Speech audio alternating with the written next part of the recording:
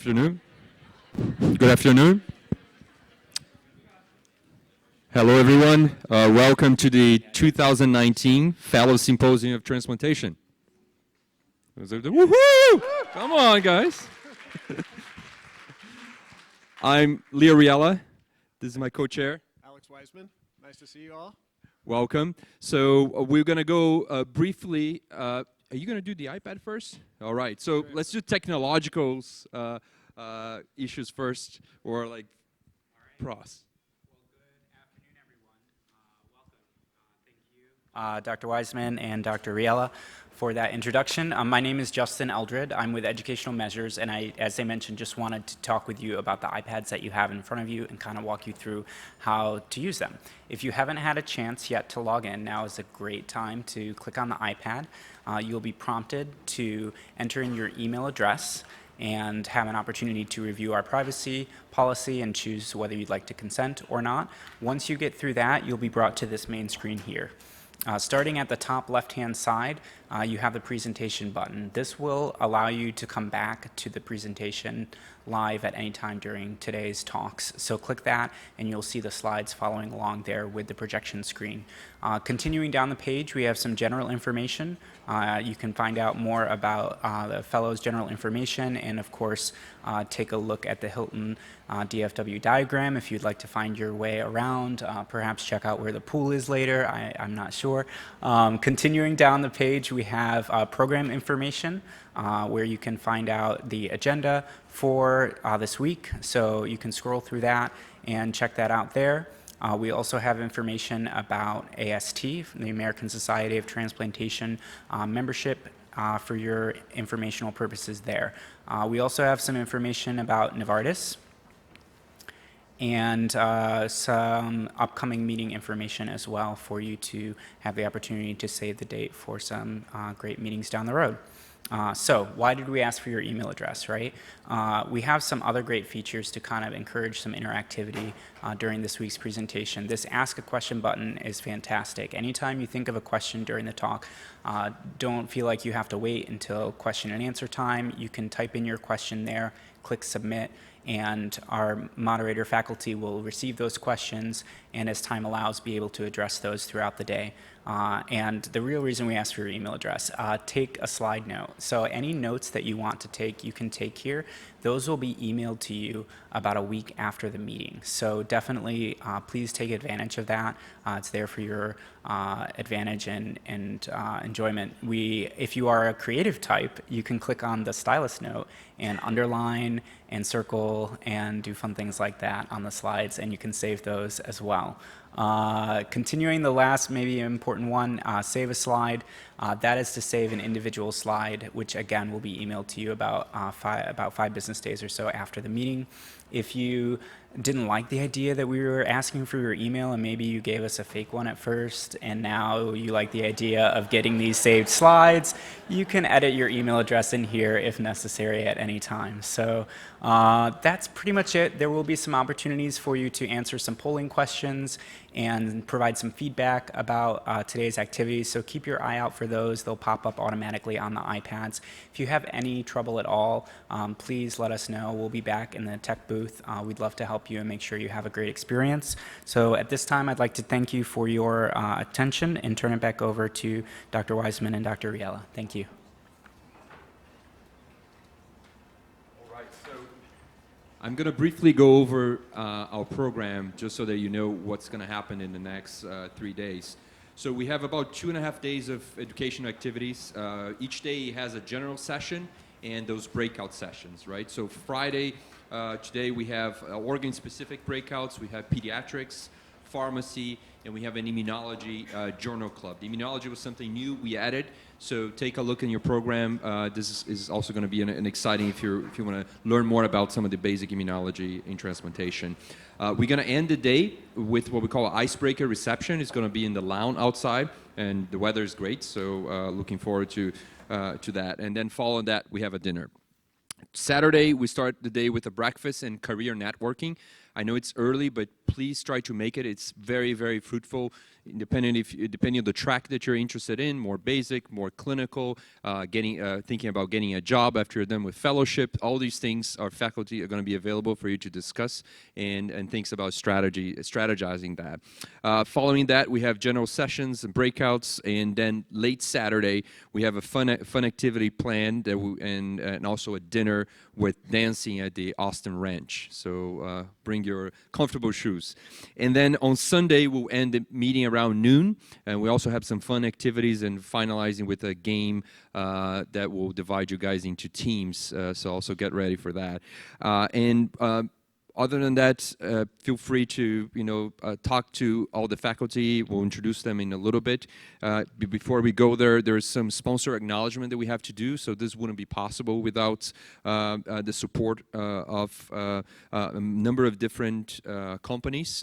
We have KRDX, CSL Behring, Hansa Biopharma, Merck, Novartis Pharmaceuticals, Russo, Lagastras, Sanofi Genzyme, Takeda, and Veloxis Pharmaceuticals. Some of our partners are actually here this weekend, so may I ask them to please stand up, our sponsors from industry, and then we'll give a clap of hands, please. And I'll pass it on to Alex, who will give you a few more updates. So that gives you a little idea of what we'll be doing and who the people are who have really supported this meeting. I think that really importantly is who are you and who are we? So basically, who are you? You are essentially some of the people who are most interested in our field and will drive the next generation for our field. And we're really excited to be a part of this. Basically, the AST invests heavily into this meeting and invests heavily into you because this is truly something that we believe strongly in, and we look forward to getting to know you a lot better over the weekend. We expect that our relationships, not only amongst each other, but amongst the faculty, will hopefully help you in the years to come. I think that's literally probably the most important part of why we're here, and the educational component is absolutely going to be valuable as well. As we've seen the program, it's essentially divided into the general sessions, which are going to be more global, and so we all kind of get on the same page from an educational standpoint. We all can learn from each other, and then we have breakout sessions that are much more going down deep into your specialty, et cetera.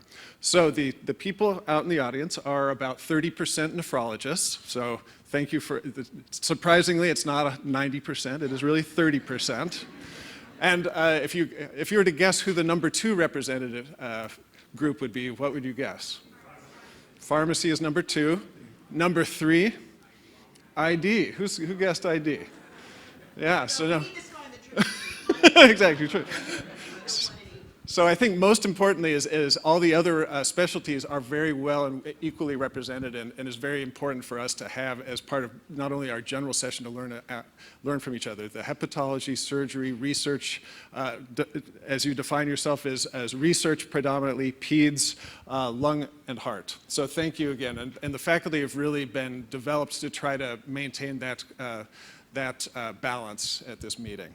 So that's who you are. Who are we? So we are a bunch of faculty who have lived and learned together and have actually sat in this audience many times and have actually been here. And if I look at Rosman, and she developed this course with another one of our fine established faculty. So do you want to... Jay Fishman is in the back as well. So they were the founding members of the faculty that created this meeting. So I just want to make sure that the ongoing commitment to this is recognized for sure. If I could ask the other faculty to stand, we try to maintain an active and vibrant faculty. Please, if you don't mind, just stand and being recognized, because I think that these people have really dedicated their weekends to you guys. So.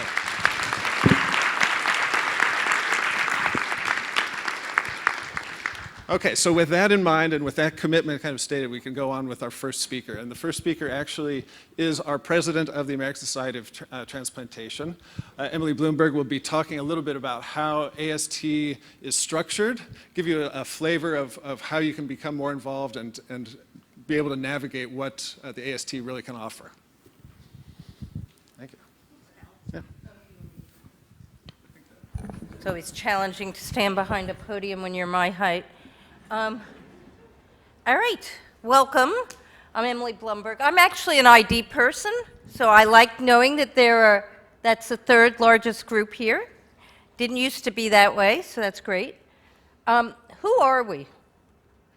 So, for those of you who don't know much about our society, the AST is basically a really diverse group of transplant professionals whose common interest is to advance the field of transplantation and improve patient care by promoting research, education, advocacy, and organ donation. And that's really what we're all about. Everything that we do is sort of defined by our goal to improve human life by advancing transplant.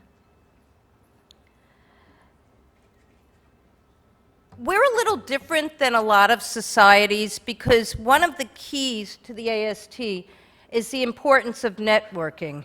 Transplantation's multidisciplinary, and so everything we do has an eye to the multidisciplinary nature and the need to be able to communicate and involve as many people as possible. So our biggest core groups are divided into what are called communities of practice. And you can see here there are 16, and they're quite diverse in their names, but interestingly enough, they're even more diverse in their actual composition. So for example, the community of transplant scientists includes people working in really diverse areas of research who may additionally have subspecialty backgrounds, but they all have a common theme of research. People who are involved in the infectious disease community of practice are not all infectious disease doctors, but they have interest in things that are related to infections and transplantation. Each of these communities of practice has a small executive committee, but then many, many work groups in that may involve hundreds of people in diverse activities. So the opportunity to get really involved in something in the society, even at the level of fellowship, is enormous. We have trainees in every single executive committee in the communities of practice, and we really look to all of you as the future of transplantation and think your involvement is so important. And that's why we're so delighted to see this full room here and why all of the faculty is so eager to interact with you. One of our core missions is educating, not just you, but all of us. And so in addition to our annual fellows meeting, we host a variety of other meetings. One of them is just around the corner, and that's our ITS meeting, the International Transplant Science Meeting, which is a collaboration with TTS, the Transplantation Society, and the European Society of Transplant, ESOT. And actually, this meeting is going to take place in November. I urge you to look at the program, which is actually online and very interesting with tremendous speakers and a lot of opportunities to learn some more science of transplantation. We also have a very exciting meeting coming up in March, actually, this year, the beginning of March in Arizona. So for those of us who live in the Northeast, that's not a bad time to go to the Southwest, where this meeting every year focuses on a cutting-edge topic. And this year, this meeting is going to be especially interesting because it's going to focus on the core issues related to allocation of this scarce resource of transplant organs. This is truly at the forefront of what we would define as cutting edge because it's one of the most complex problems we face. Certainly the meeting that everybody recognizes AST for is a meeting that we collaborate with the American Society of Transplant Surgeons, and that's our annual American Transplant Congress. This year, I welcome you all to my home, Philadelphia.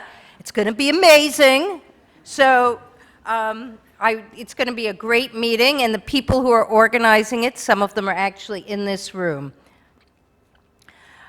We're very interested in education more than just at big meetings, though, or smaller size meetings.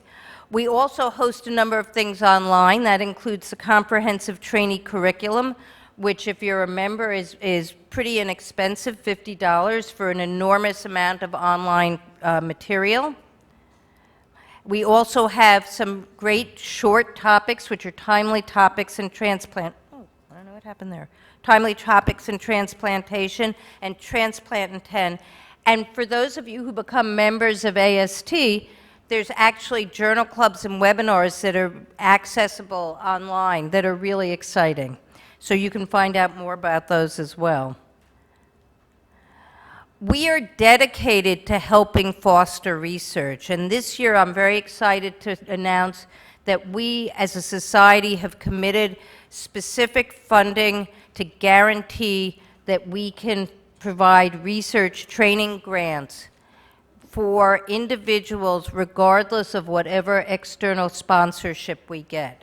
So there are going to be announcements of that on the website. There's actually, if you're doing research in transplant and you're interested in submitting a grant, we are interested in reading it, and it can be on any topic transplant related, and you can read more about this on the web.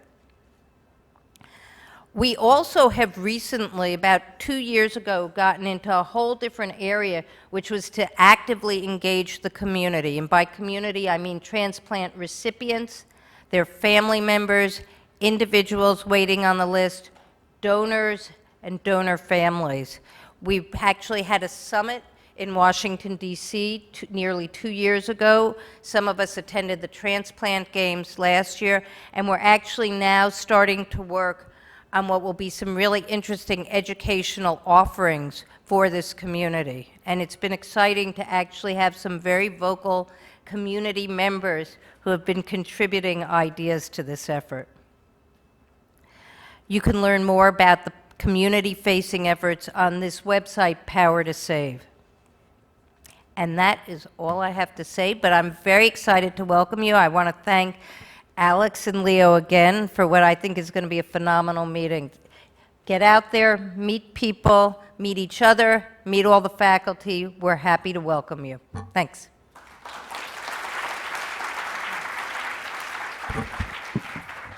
So I would just also add maybe 30 seconds more. Thank you, Emily, for giving an overview. One of those first slides regarding community of practice and the 16 groups, you all can and should join. So you should, and it's super easy to do so. Once you're an AST member, which you also should be a member, we can get into the details of how much that costs, which is going to be about that much for you guys. You actually should be registered and try to put yourself into those communities of practice, because all that tells us that you are involved and invested, and you can see what we're doing, and you can involve and invest yourself into the things that you're interested in doing. It's almost like 16 states, and those states then go, that's like the state government, and there's governance within each one of those, and you can rise to be the governor of that state. You can be on the executive committee, but those are prime opportunities to really get involved. So that's my plug, not only to join, but to join those COPs. Okay, so moving on to our educational scientific sessions. I think that again, our faculty are phenomenal, and our first speaker is a fantastic clinical researcher and clinician from University of Pennsylvania. Deidre Sawinski is going to talk about the epidemiology of organ donation, current status, and challenges.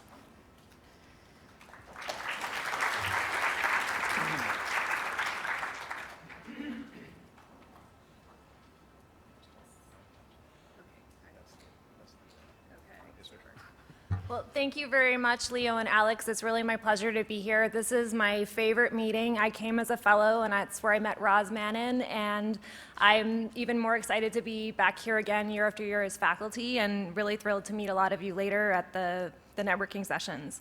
I'm also chair of the Women's Health COP, so we invite both men and women to join our COP. You don't have to just be interested in reproductive health issues for transplant recipients, but also health disparities and gender issues.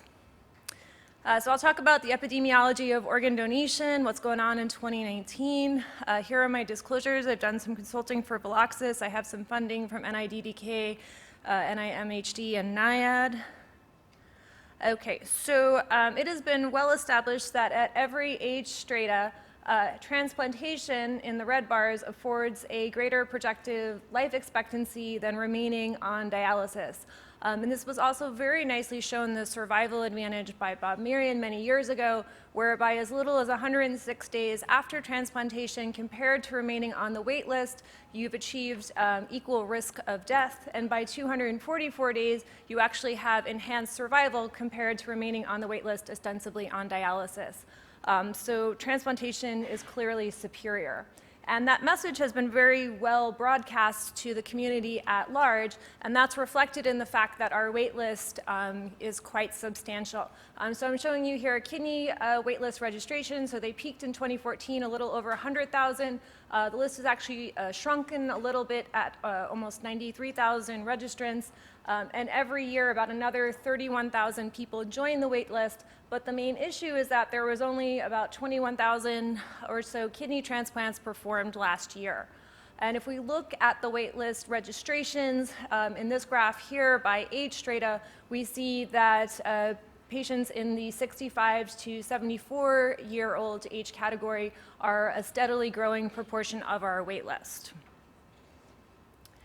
The same thing is happening in liver. Liver is also doing very well, and we can see that registrations increased year over year. More than 11,000 new listings last year, but again, only about 8,250 liver transplants were performed. And due to advances in liver disease therapy and effective treatments for hepatitis C, that which used to be one of the primary causes of end-stage liver disease is actually on the decline and now being replaced by non-alcoholic steatohepatitis due to a population that continues to enlarge and develop complications from obesity. Heart and lung, again, similar trends in terms of growth. And again, these populations are also not only getting older, but getting sicker. And we see this by the fact that almost 40% of people on the heart transplant waiting list have some sort of mechanical circulatory support pre-transplant, and interstitial lung disease is exploding as a cause of end-stage lung disease for those on the wait list. And again, these wait lists greatly outstrip the number of transplants, 3,400 hearts and about 2,500 lungs performed last year. So what about the donors, who are the people that are providing organs for everyone on the waiting list? Across all different organs, you can see the same thing, which is that they are adults in the 18 to 50 category, so basically everybody in this room. So why are these donors dying? Deceased donation is largely being fueled currently by the opioid epidemic. We can see here from the MMWR, and if you look by organ type, in every category, the purple line here, which are donor deaths due to anoxia, aka drug overdose, are increasing, whereas more traditional modes of death for donors, mainly stroke or trauma, are steadily on the decline. What about our living donors in 2019? So still, again, the vast majority of them, as has been the trend for many years, are female, about 2/3. Again, the majority are related to their intended recipient, although that proportion is decreasing. The vast majority are self-identified as Caucasian.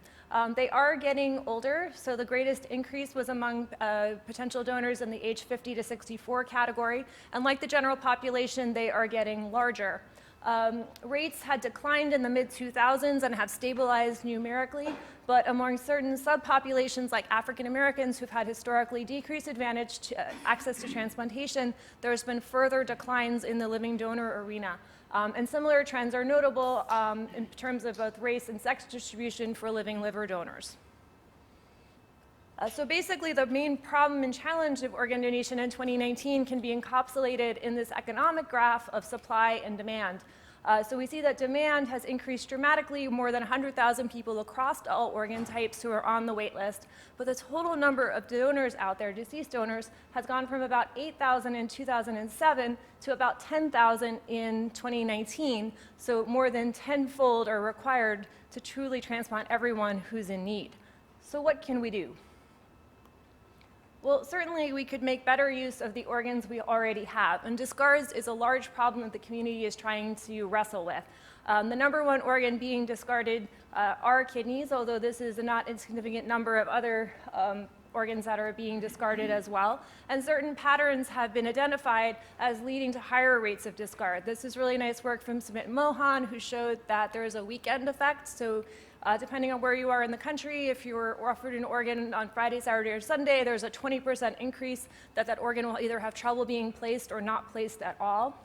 Not surprisingly, older donors are more likely to be discarded. The KDPI, which was heralded in some way as like a scientific advance for our community, actually has led to larger numbers of discards. And other organs that are historically hard to place, like hepatitis C positive organs, public health service increased risk donors, and biopsy sort of counterintuitively, that additional information actually seems to make it harder to place a kidney than kidneys that are not biopsied. But these behaviors, although systemic in the US, are actually not happening all over the globe. This was a really nice study recently published in JAMA by the Necker Group, along with one of my colleagues, Peter Rees, and they compared transplants that were done from 2004 through 2014 in both the US and in France. And they had several notable differences between the two populations. So the average age of deceased donors in the US is 36. It's 51 in France. We're using significantly more DCDs, significantly more hepatitis C positive organs. They're using organs that have higher KDRIs, but their outcomes are similar to us. So what they did is they did this Monte Carlo simulation where they took the organs that are available in the US and they applied French acceptance criteria to them. And you can see that in every single year, there would be more transplants and fewer discards. So their discard rate is half of what ours are. And if we applied the French policy to our organ acceptance practices, over 2,000 more kidneys would have been saved. So certainly this shows that a behavioral shift is needed. So looking at these discards in more detail, so this is the most current data available from 2017, there were more than 19,000 deceased donor kidneys that were available. The good news is about 14,500 or so got transplanted. A small number failed to get consent from the family, a small number were dedicated to research, but 3,300 of them were recovered with the intent for transplantation but never used, and of these, in 1,420 cases, the list was exhausted, but that sounds incredible given that there's 100,000 people waiting, and 1,500 weren't even recovered by the OPO because they thought it would be hard to place. So this translates into nearly 5,000 missed opportunities for transplantation. Discards are also a problem among the other organ groups, but not as large. So about 7% of livers are discarded, 0.3% of hearts, and 1.1% of lungs. But in the other non-kidney organs, non-recovery is a bigger issue, where more than half and almost 2/3 of lungs are actually not recovered because the OPO thinks that they would not be deemed acceptable and can't be placed. So if we got rid of the discard problem, that's it, right? Like I can solve the whole issue? Well, unfortunately, no. Numerically, there still won't be enough organs to go around. So how many donors actually are out there? This is a really interesting question that's actually quite hard to answer, although some people have been working on this. So there's a pretty steady number of people dying in the US, about 2.4 million every year. And about 1 million referrals to the OPOs have made of people whose a medical professional thinks could potentially be a donor. Of these, only about 400,000 actually are deaths in hospital, age less than 75. And then this gets filtered down, and there's only about 22,000 eligible deaths reported by the OPO to CMS. And about half of them go on to become deceased donors. And this number, like how you get from here to here, is a little bit complicated because DCDs aren't considered an eligible death, so that's like not really in the calculation. But really nice work from UNOS has shown that if you look at in-hospital data from the nationwide in-hospital survey, that there's actually probably twice as many potential donors out there. So if you go from this 400,000 and you make exclusions based on sepsis or cancer or other things, twice as number of the people that are being referred to the OPO as eligible are actually out there as potential donors. So still not going to get to that 100,000 number that we need, but far more, 4 times more than the number of donors we're actually realizing currently. So the problem with a limited number of donors is it translates into long wait times, right? So if you look at someone, if you're listed, within 3 years, 45% of people who are put on the wait list are still waiting for an organ, and less than 15% are actually getting transplanted, and another 10% are dying or getting removed from the wait list. And depending on where you live in the US, Less than 10% of people are being transplanted if you live in California within 5 years of waitlisting, maybe about like a third of us in Pennsylvania. And if you live in Alabama, same thing, really long waits, and this is a problem. We've also seen this in the liver arena where instead of talking about like time on the wait list, you're talking about MELD, and you can see that depending on where you are, again, California, use the example, the MELD is approaching 40 before you actually have any realistic chance of getting transplanted. And this is in clear violation to the final rule, which says that where you live shouldn't determine your access to transplantation. And this is really nice work by Darren Stewart and the UNOS research group, which showed that if you look at these different factors that could impact your access to transplantation, one of the largest drivers is donor service area, or DSA, basically local allocation of organs. So since they've identified that geography is a major driver of inequity, there's now a proposal out for public comment in round 2 of getting rid of DSA in allocation and instead replacing it with different size circles, which we can debate. I'd be happy to hear your thoughts. I'm on the kidney committee about how big these circles should be. But basically, we can't keep things the way they are because they're not fair and patients are dying on the list and going to litigation to try to gain better access for transplantation. We also know that OPO performance is a large part of the problem as well. And this graphic just shows you in donors per million population, you can see that there's quite a variation in OPO performance. So if you're in Pennsylvania, Gift of Life is your OPO, we're doing pretty good in the mid-70s, but if you're in New York City, you've got one of the worst performing OPOs who's not recovering nearly as many organs, even though they have twice the population. So really the goal in all of these different ways of redistributing allocation is to get to continuous distribution so everyone, irrespective of where they live, should have equal access. There are other challenges in access that aren't just geographic. So it's well established that racial and ethnic minorities don't have the same access to transplantation as everyone else. So this is data from the USRDS annual data report, and you can see that the adjusted incidence of ESRD is much higher in African Americans than in other racial or ethnic groups. Yet if you look at who's actually getting kidney transplants, Caucasians are the highest percentage. Women, as HUCOP chair of, this is obviously something that's interesting to us. So this was nice data from a colleague of mine at Penn, Kim Ford, who looked at match run and allocation data and showed that women were threefold more likely to have a liver transplant decline on their behalf, and when they accounted for size and degree of illness and exception points, still women were 16% less likely to be transplanted and 20% more likely to be delisted and die on the waiting list. This is also an issue in lung, where if you're a small-sized person, male or female, you're much less likely to be transplanted, again, driven by these size mismatch issues. Children, this is another group that we historically think should have better access to transplantation. It's the fair innings idea. But this is really nice data here from Jamie Locke showing that with the implication of CAS, that children under age 6 actually had less access and less priority for kidney transplants than they did in the pre-CAS era. And we certainly don't want small children on dialysis. APOL1 is another thing that's in the news, and there's a large national study now, the Apollo Network, looking at the impact of APOL1 genotyping on transplantation. So we know in the general population that having 2 renal risk variants increased your risk of CKD ESRD by about 2-fold.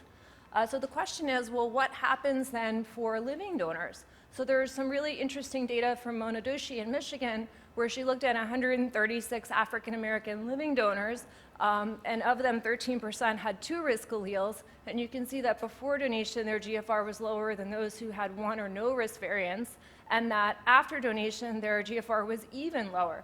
Although when they compared them to a group of matched controls from Cardia, the slope of their decline was actually stable.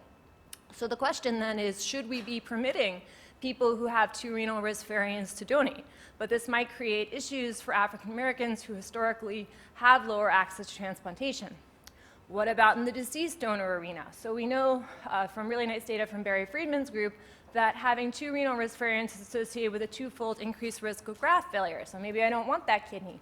But maybe replacing race in the KDPI calculation with APOL1 genotypes will help improve the KDPI calculation for the 85% of African American kidneys that are 0 or 1 risk variant. So maybe we should be moving in this direction.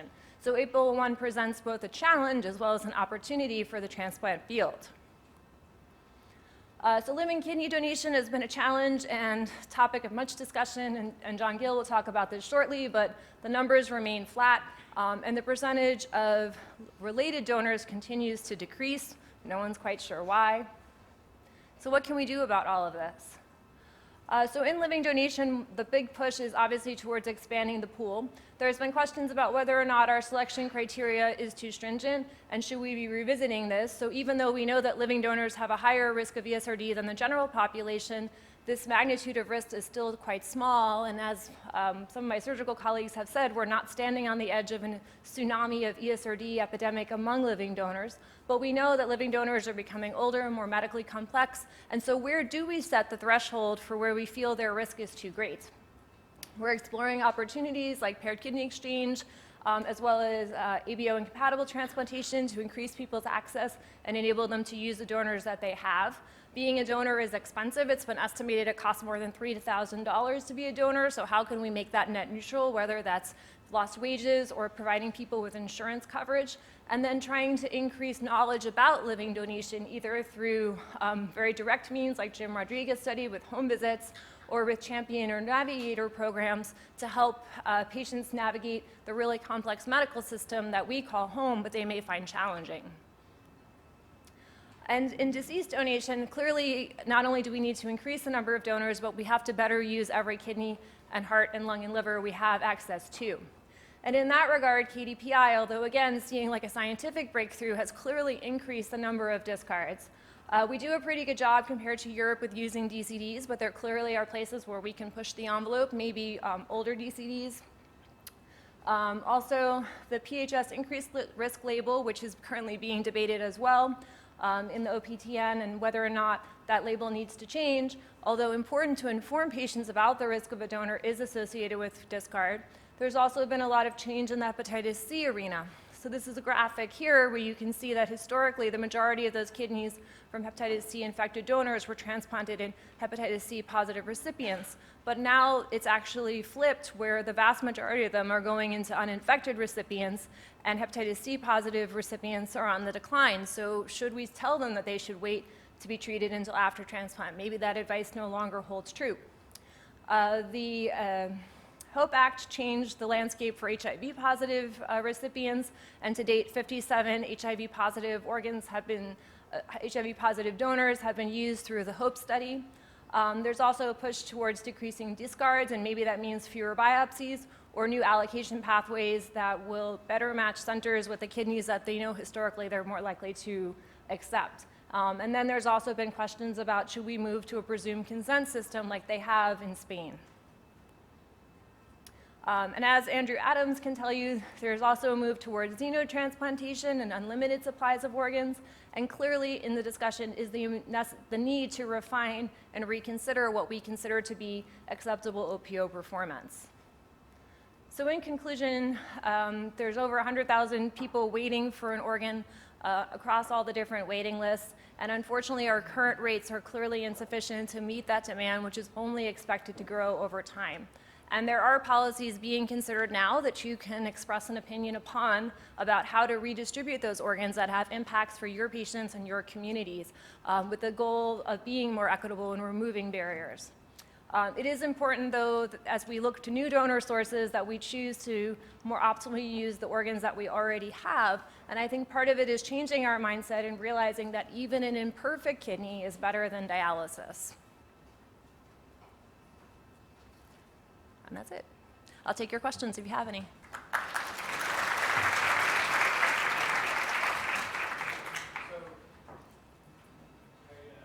Greatly appreciate those that are using the iPad technology for questions. There are a couple here that I know are going to be addressed in speakers in the next couple.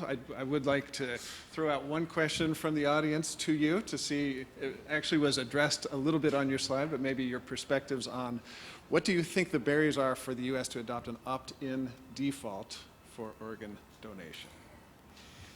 Just a real easy question. Yeah, so it doesn't quite seem like the American way, right? It's live free or die, especially here in Texas. Well, but it's true, right? It's more the American ethos that I will determine my own fate. And it's been hotly debated about whether or not that would help us in terms of getting more donors or hurt us, that people would then feel that their right to choose would be taken away. I think it's partly about having people sign up, but I think the more important thing is making sure that OPOs across the board perform optimally. And obviously, you're only as good as your source donor population, but there clearly are places that could improve on their metrics. Wonderful. So from the deceased donors, we'll move into the living donor issues. We have John Gill and Andrew Adams who are going to talk about some of these controversial things. Thanks very much, Leo. Thanks, Alex. My name's John Gill. I'm from Vancouver. This is a tag team session between myself and Dr. Adams. I'm really pleased to share the dais with him. We're going to hit kidney and living liver issues, and then hopefully we have some time for controversy. You'll see in your program that Dr. Savinsky went about 15 minutes over, so we're going to make up time because we're slick. So buckle up. This is going to be a quick ride, but we're going to leave some time for discussion. So what are the long-term risks of living kidney donation? That's the topic I wanted to tackle. And I have no disclosures except for the fact that I do make my living doing living donor kidney transplantation. I think we all have to acknowledge that this is a significant part of our livelihood. I'm going to reframe this because as I want to express one of the major issues, when we think of risk, we classically think of relative risks or comparative risks. And I don't believe that we can do that in observational data, and it's going to be one of my take-home messages. So I've reframed this as what are the long-term health outcomes of living kidney donors, and hopefully that becomes clear as to why I've done that. So the first issue is let's talk about long-term. So let's be realistic. The first living kidney donor was in 1954. You guys are well aware of that transplant. The living donor registry, the oldest one going, is at the University of Minnesota, started in 63, and living donors in UNOS were started to be captured in 1994. So when we see young donors and we talk about lifetime risk, we have to say we don't have any data. And we have to admit that. And so one of the narratives there is truth in the way that we discuss things and I'm not saying we don't do it openly, but how do we practice in an area of uncertainty? It's going to be one of the themes we touch on. Now, what do we know about the long-term risks? Well, they're here. This is the first study, which I'm sure most of you know. This is in kidney donors.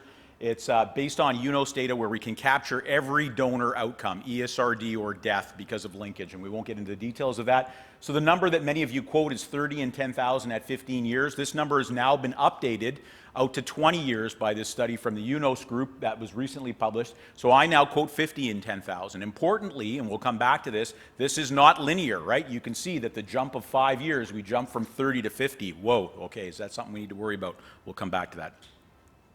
So when we think about risks, there's three kinds of risks that I want you guys to think about: attributable risk, relative risk, and absolute risk, okay? And these things are different, and their meaning to patients is different, and that's the point that I'm going to stress. I'm going to focus on attributable risk and relative risk, and here are the definitions of these. Attributable risk is a difference between the risk of an outcome in an exposed group and an unexposed group, whereas a relative risk, or the risk ratio, is a ratio of the probability of an outcome in an exposed group compared to the probability in an unexposed group. Importantly, to generate these things, you need an appropriate control group, right? And so we've known for a long time that living donors can develop end-stage kidney disease after donation, and what really got people worried is this relative risk business, so we'll talk about that. So the challenge with the determining of risks of living kidney donation is we cannot determine causality from observational studies. Of course, we don't have randomized studies for living kidney donation. The benefit of randomized studies is one of their key benefits is for estimating causal effects, which is what we're really interested in, is that the treated and the control groups are guaranteed to be only randomly different from one another on all the background covariates, right? So you don't have to worry that they're imbalanced because you think the randomization handles that. And this is both for things that you may know about that could impact outcome and also stuff that you may have no clue about, right? And that's the beauty of an RCT. Of course, we don't have that for our data. So in non-randomized studies, which is what the risk estimates that in the Musali study are based on, is we rely on this principle of ignorability. What the heck is that? This assumes that there are no unobserved differences between the treatment and control groups conditional on the observed covariates. So when you do a matching procedure, so to satisfy the assumption of the ignorable treatment assignment, it's important to include a matching procedure, all variables that you think are associated with the outcome, right? And so if you think about that, in that relative risk paper, and we didn't go into the Mazzali paper because I'm pretty sure this audience knows it, the control group is from the NHANES 3 study. And so we have to ask ourselves, is that a good thing? So is the ignorability assumption violated in our recent studies? The answer is sure it is. Mazzali and Moen, this is a study from Norway, which again, I'm not going to have time to go into, but we can pull it up for you to send it to you. The controls were drawn from participants in unrelated epidemiological studies, i.e. NHANES 3 for the Mazzali study and the Hunt cohort in the Norwegian study. So unlike most living donors, these participants, who are just guys who showed up in an epidemiological study and say, sure, I'll sign up, probably don't share genetics or environment with people who have end-stage kidney disease. So that ignorability assumption is violated, okay? So that's a big problem.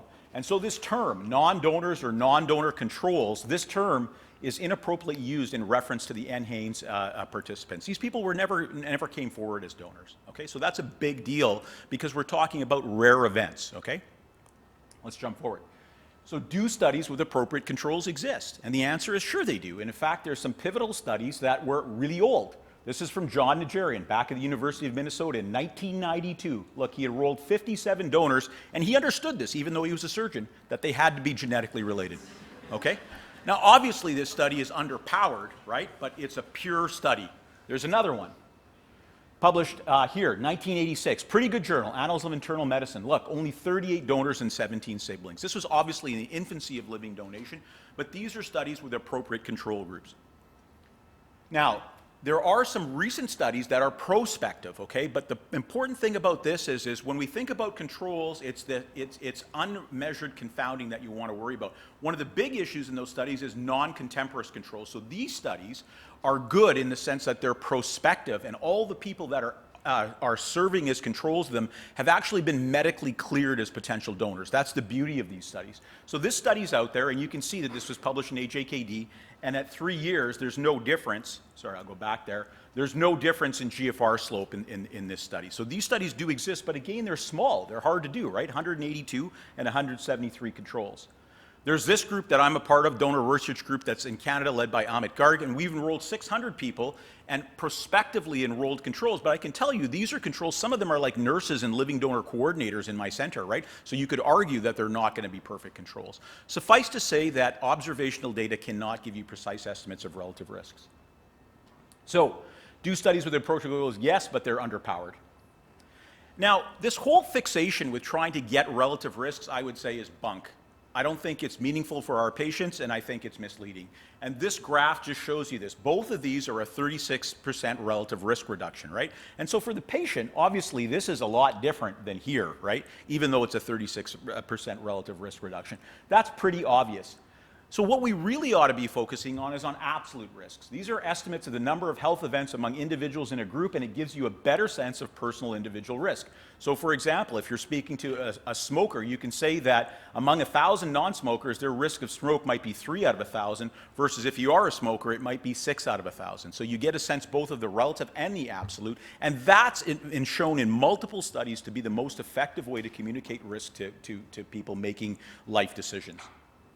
Okay, now the big issue that we've really come forward since those initial studies, and so I've poo-pooed these studies, but really they've got us to think seriously about what we understand and don't understand about risk and how we communicate that. So one of the big things is this heterogeneity risk, and that what I'm talking about here is relative risks among donors, okay? So there's no problem doing that. I have no issue with doing that.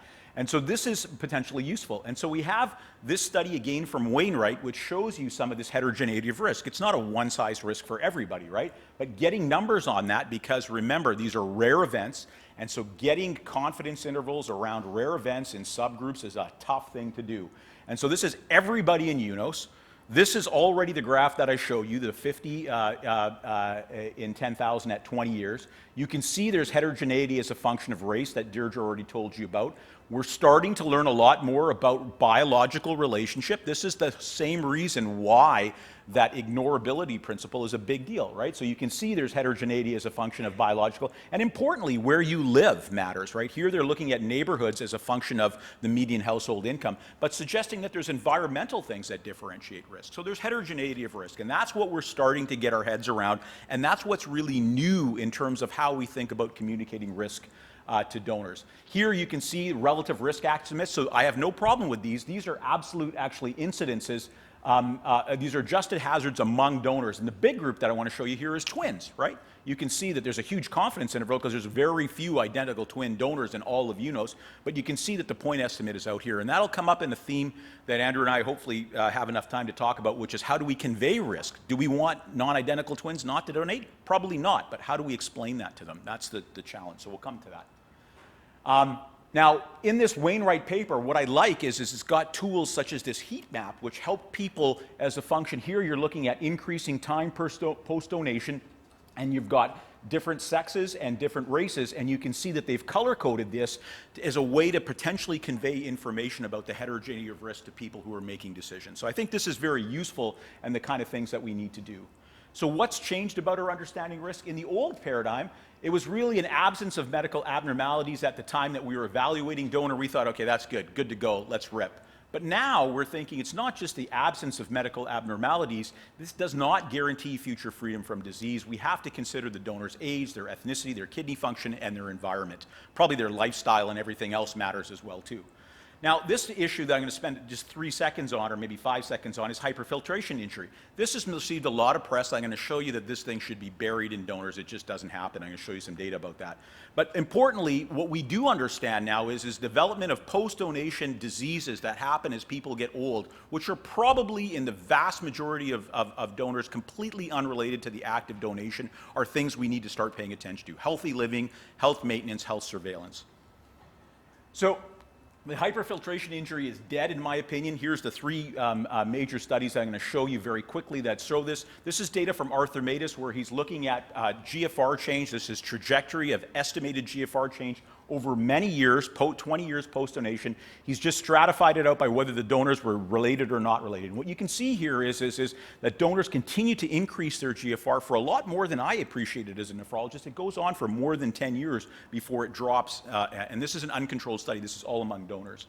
You can see the same thing in the Kaczynski study. Here's the drop after donation. These are the prospective controls that he's seen. And you can see that these controls actually go down a little bit over time. But out to 3 years, you can see the GFR in the donors actually increases. He's now extended this data out to 9 years, but it hasn't been published yet. So there's really no epidemiological evidence. What about physiological evidence? There's a nice study from Colin Lenehan at Stanford, which basically they're looking at glomerular hypertension. And the answer is it doesn't exist, where they actually measured this in a small group of donors very precisely, though there's no evidence that this is a real entity. So I don't think that that's something we need to worry about.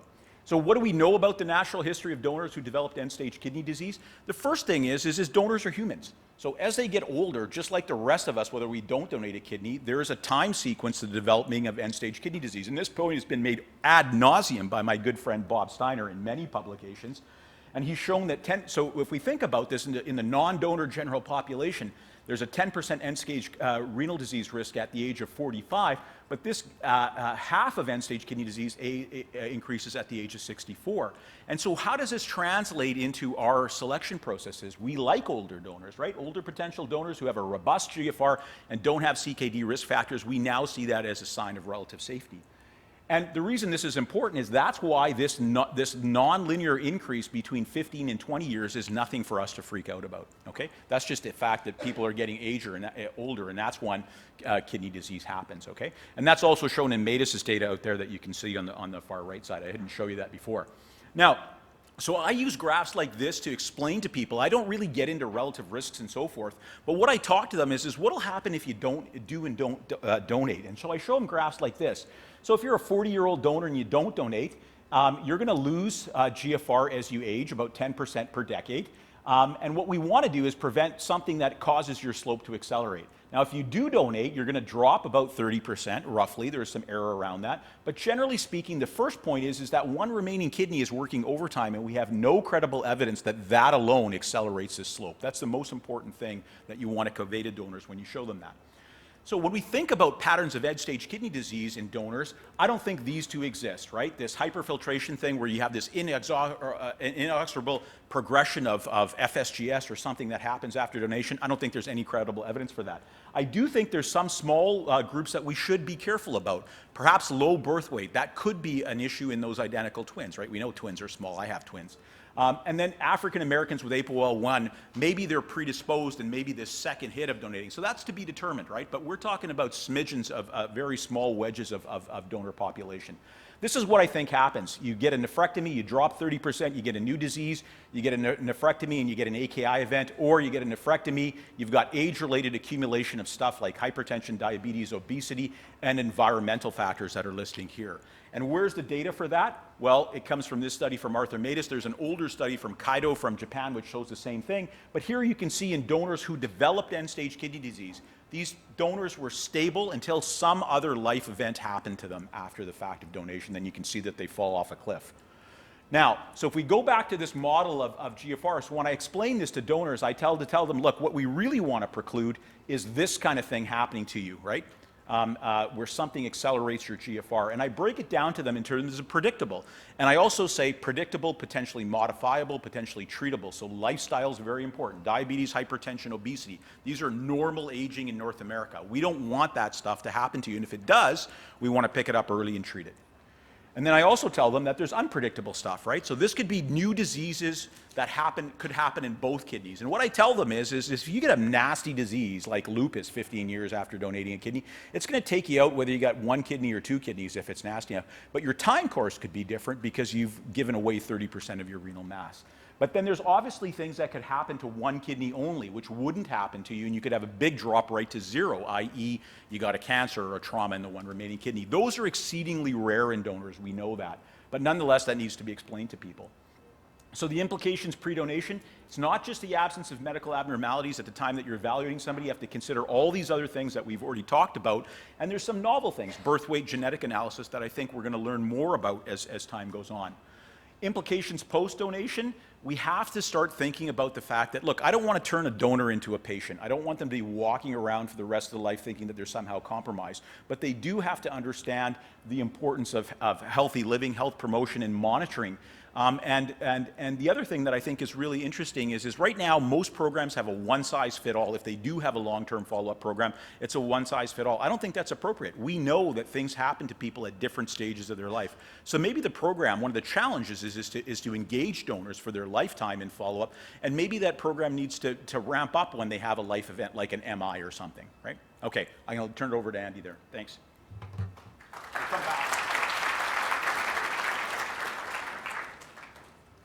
Well, thank you, Dr. Gill. He did a nice job synthesizing all those factors that you have to start to consider when people are, when you're discussing with people that are potentially donors.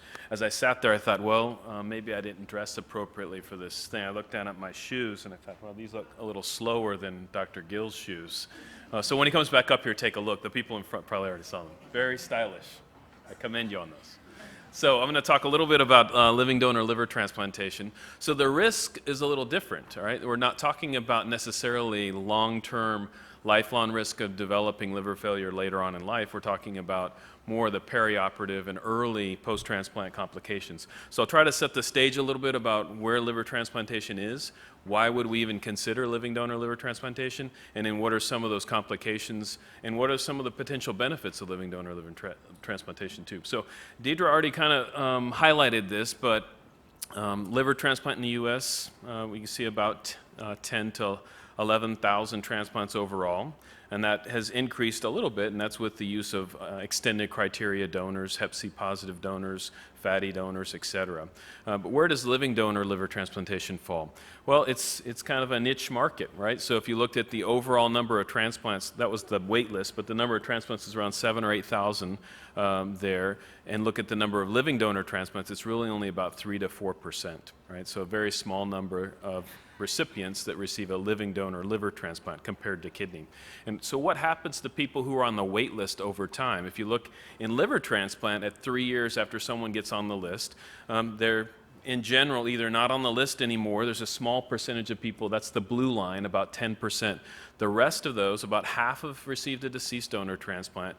Another 30% or so have either died or removed from the list, and there's some details on the next slide to show you why they're removed from the list. And in a small percentage, like I mentioned, 3 to 4% have received a living donor liver transplant. And so here, if you looked at those are the numbers over the last few years. This is from the SRTR data. And really those people that are removed from the list are people that died or they were too sick for transplant, and then a smaller number of people who improved. And so in general, if you needed a liver transplant, were put on the list. There's a percentage, a smaller percentage of people that come off the list because they got better, but either you get a transplant or you don't make it. And so living donor liver transplant is an option for those patients in some circumstances, but not well used within the US right now, I'd say, or at a lower rate. So who are the people that are receiving a liver donor liver transplant? Over the last kind of 10 years, that dynamic has changed a little bit, and Deidre kind of got into that a little bit, but if you look at the people are getting older, so double the percentage of patients that are over 65 as recipients. They're getting larger. NASH is becoming an increasing percentage of the contingent of people receiving a liver transplant, and so of diverse population. And so if you looked overall now at pediatric liver transplants, a little bit different. Here the percentages are a little bit higher for living donor liver transplant in pediatric recipients, more on the 20 to 25% range versus the 3 to 4% for adults. And again, here just looking at smaller numbers that are taken off the list as we drive to transplant the pediatric recipients. So living donor liver transplant has been around for a couple of decades. The first successful one in the US was done in the early 90s. Most of those were pediatric transplants. And it was really the Asian experience where cultural differences were with deceased donors really had an impetus to grow the living donor liver transplant experience. And then that was adapted by leaders here in the field in the 90s and into the 2000s. So living donation, like I said, it's about 300 to 350 living donors a year. That includes both adult and pediatric. Of those living donors, about a quarter of those go to pediatric recipients. So a large percentage of those are pediatric recipients. And then there's data to suggest, at least in the pediatric realm, that maybe living donors are better. And so why would we do a living donor liver transplant, at least in the US? We're talking about serving a population that's not served well by MELD. So people with low MELD that have still complications of cirrhosis that aren't accounted for within their score, people that have HCC that may be outside what are kind of traditional criteria, and then people who have significant decreased quality of life, people, again, like I said, that aren't really served well by MELD with cholestatic liver disease, et cetera. Those are primarily the potential recipients. And who are the donors? The donors are younger, healthier by and large, but that's changing too. And then there's certain anatomic considerations as well. And so if you looked at, this is again SRTR data, who are these people that become living donor or living donors that are donating part of their liver? Well, by and large, just like kidney donors, they're related in some respect. Mostly it's about an even split between male and female, although in the pediatric recipients, you tend to see more mothers donating than fathers. Even if you look at ages over time, you can see there's a little uptick, but by and large, again, younger, below 50. If you looked at BMI, you can see there's a little, 10 to 20% where you have kind of BMIs that are higher than 30, but by and large, they're younger, kind of healthier donors. And then just some of the same disparities that exist in kidney living donors exist in living liver donors. What are some of the contraindications that are associated with living donor liver? Well, it just, as it goes through there, any really medical condition that might preclude going through a large surgery and recovering from that. And then some other additional ones that are up there as well with liver disease. So I'm going to try this out. Have we gone through how to do this, or? Oh, does it come up on the thing? Okay, good. So this is kind of a poll. So just to get an idea from those in the audience, if you're at a center that performs living donor liver transplants, kind of click through there and see what we get. So at your own center, and then hopefully some results will pop up. So we'll get an idea.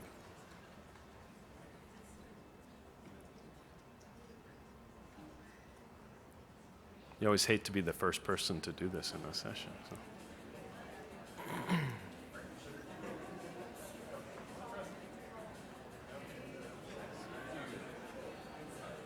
So. Okay, good. So it looks like about a third or so aren't at a center that does living donor liver, and then it's kind of equally distributed there. And so what we'll kind of come to see is, can I go to the next slide? Yep. All right. So this is a little older data, but it holds true. Is there's a small number of centers that do a high volume, or what would be considered a high volume of living donor liver transplants. So if you looked at number of centers that do kind of a few living donor liver transplants a year, it's about 20, 5 to 9, 15, and then number that do greater than 10, 8. So really only a few centers that do high volume living donor liver transplant. That makes a difference, right? So this is from the adult to adult living donor liver transplant group, A2ALL. It's a group, a consortium that studied living donor liver transplant over a number of years. And you can see that really experience matters, just like with any other kind of surgical procedure. The more you do it, the better you are at doing it.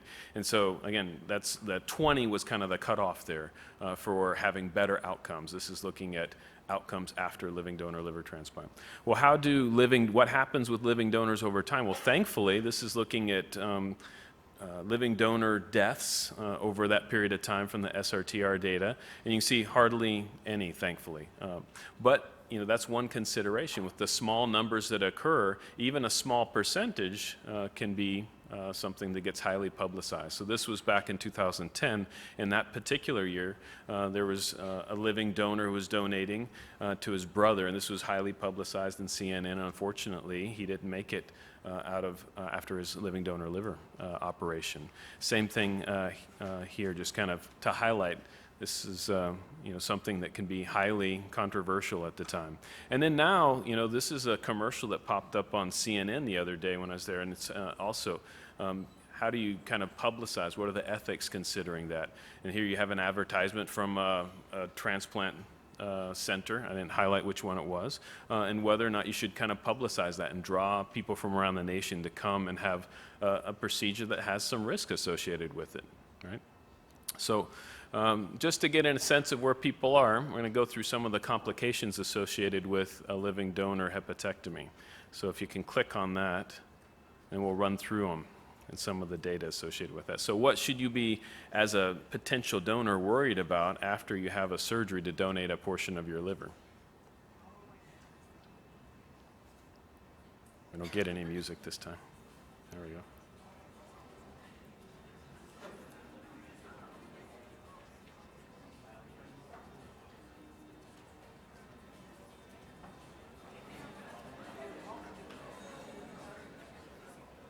All right, so half of you are right. Good. The other half can listen up. See if the clicker's working here. Okay, so some of the outcomes from that A2ALL group were looking at 760 donors over 10 years. So there's a percentage when they go to the operating room and you take the look and say, oh, I'm going to do a cholangiogram and look at whether the bile duct anatomy is compatible with what you want to do. All of a sudden, 2 to 3% of people you take for a big operation, they come out without donating a piece of their liver. So they've undergone or some of the risk of the operation, but yet don't have any of the benefit of donating for the potential recipient. So that's something to consider. What about other overall complication rate in this study was 40%. Seems pretty high.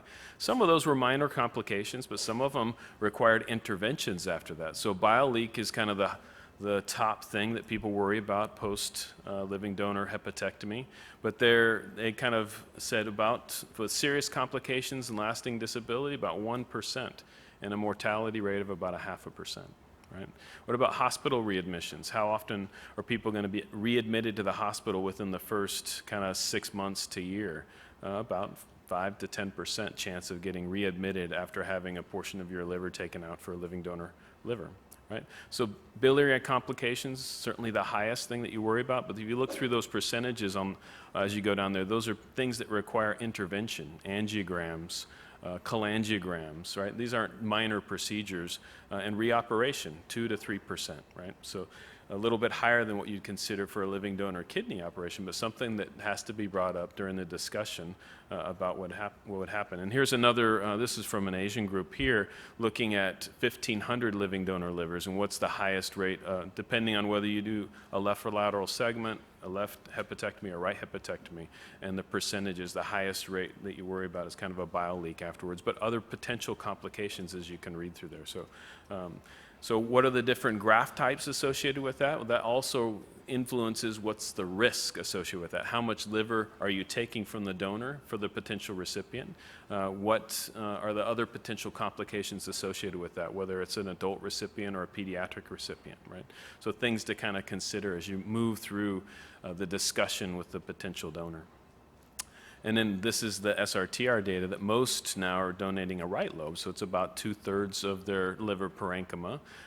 Safer for the recipient, maybe a little bit more risky as far as liver insufficiency afterwards for the donor.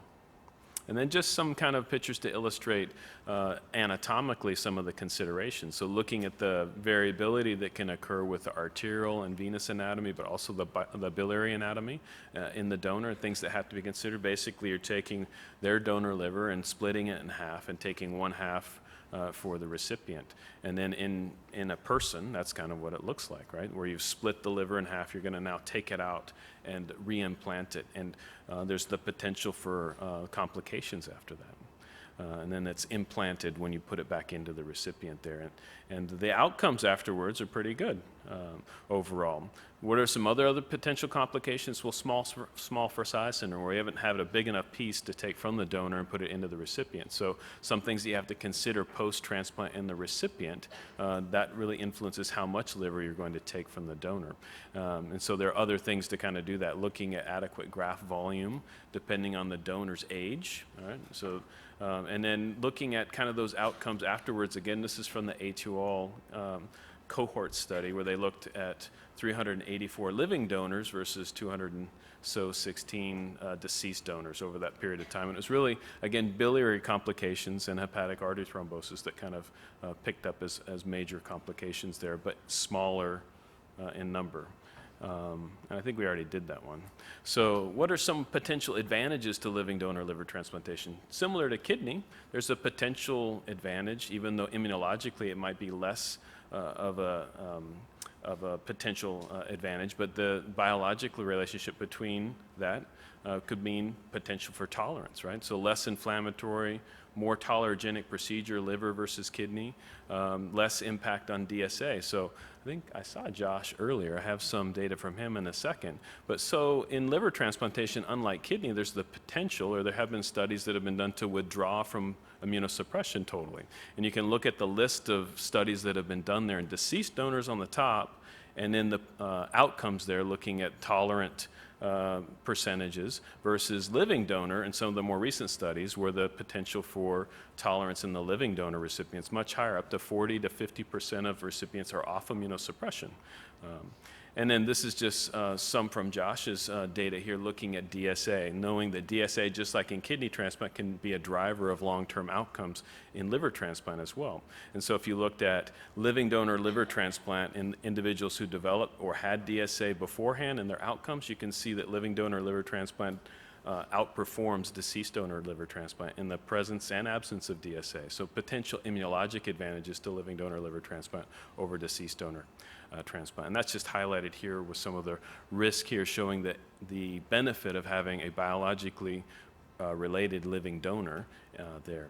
So what are some of the other potential advantages here? Again, this is from Josh, looking at the potential to withdraw or convert to CNI, or from CNI to mTOR, to use donor hematic stem cells or Treg therapy to look at kind of immunologic benefits in liver transplant and living donor liver transplant versus deceased donor liver transplant for immunosuppression withdrawal. So just to kind of summarize, for living donor liver transplant at experienced centers, it's an option for both pediatric and adult recipients. That there is risk. It can't be eliminated, but it can be minimized. And something that should be considered, especially in patients that aren't well served by the current MELD system. And there's that potential biologic advantage that could be associated with living donor liver transplant versus deceased donor. So I think we have some additional slides here for discussion. Yeah, thank you very much. So Andrew and I are going to do this together. And so as you saw in Andrew's case, we're talking about relatively small numbers and rare events, which is also an issue in kidney transplantation. And so one of the big issues is how do you convey risk when there's uncertainty? And so we thought we would make this real by taking a case that's recently been in the news. This is the world's first use of a living HIV patient to donate a kidney in the United States. And so how do we as physicians discuss risk and counsel a person who may be considering such a thing. So the first question, and I don't know if we have the hands, but we can just have a show of hands in the interest of time. Would you accept an HIV positive living donor in your program? And the first option is no, irrespective of the donor and recipient relationship. How many people would vote for that? A few brave souls over there, okay. What about yes, irrespective of the relationship? How many people vote for that? Some risk takers amongst the youngins, good. And yes, but only for an emotionally related donor. All right, interesting, interesting. It's not what I would have thought, and there's the scores. Okay, good. So how do we get our head around this? You can just go ahead if you can. All right, so the first issue is patient autonomy, right? Or donor autonomy in this case. So although patients have a strong autonomy interest in having access to expanded choice, these interests do not merit the same level of protection as the right to refuse treatment, right? An example here would be the very classic example of your right to refuse life support versus demanding euthanasia, right? And certainly for a surgeon, I think that this is a really important thing. There's a very famous quote by Nancy Asher where a father had donated one of his kidneys to his child and it had failed, and he wanted to donate the second one. And people were arguing that, you know, there's a big debate about whether he should be allowed to do that. And Nancy Asher actually said, well, you know, you can walk through the fire, but yeah, I'm not going to go with you, right, is the point. And so this is an important thing for us to stress. At the top of everything, we take the Hippocratic Oath, right? We have this issue of do no harm. So consideration of risks limits our obligation to accede to requests for medical intervention.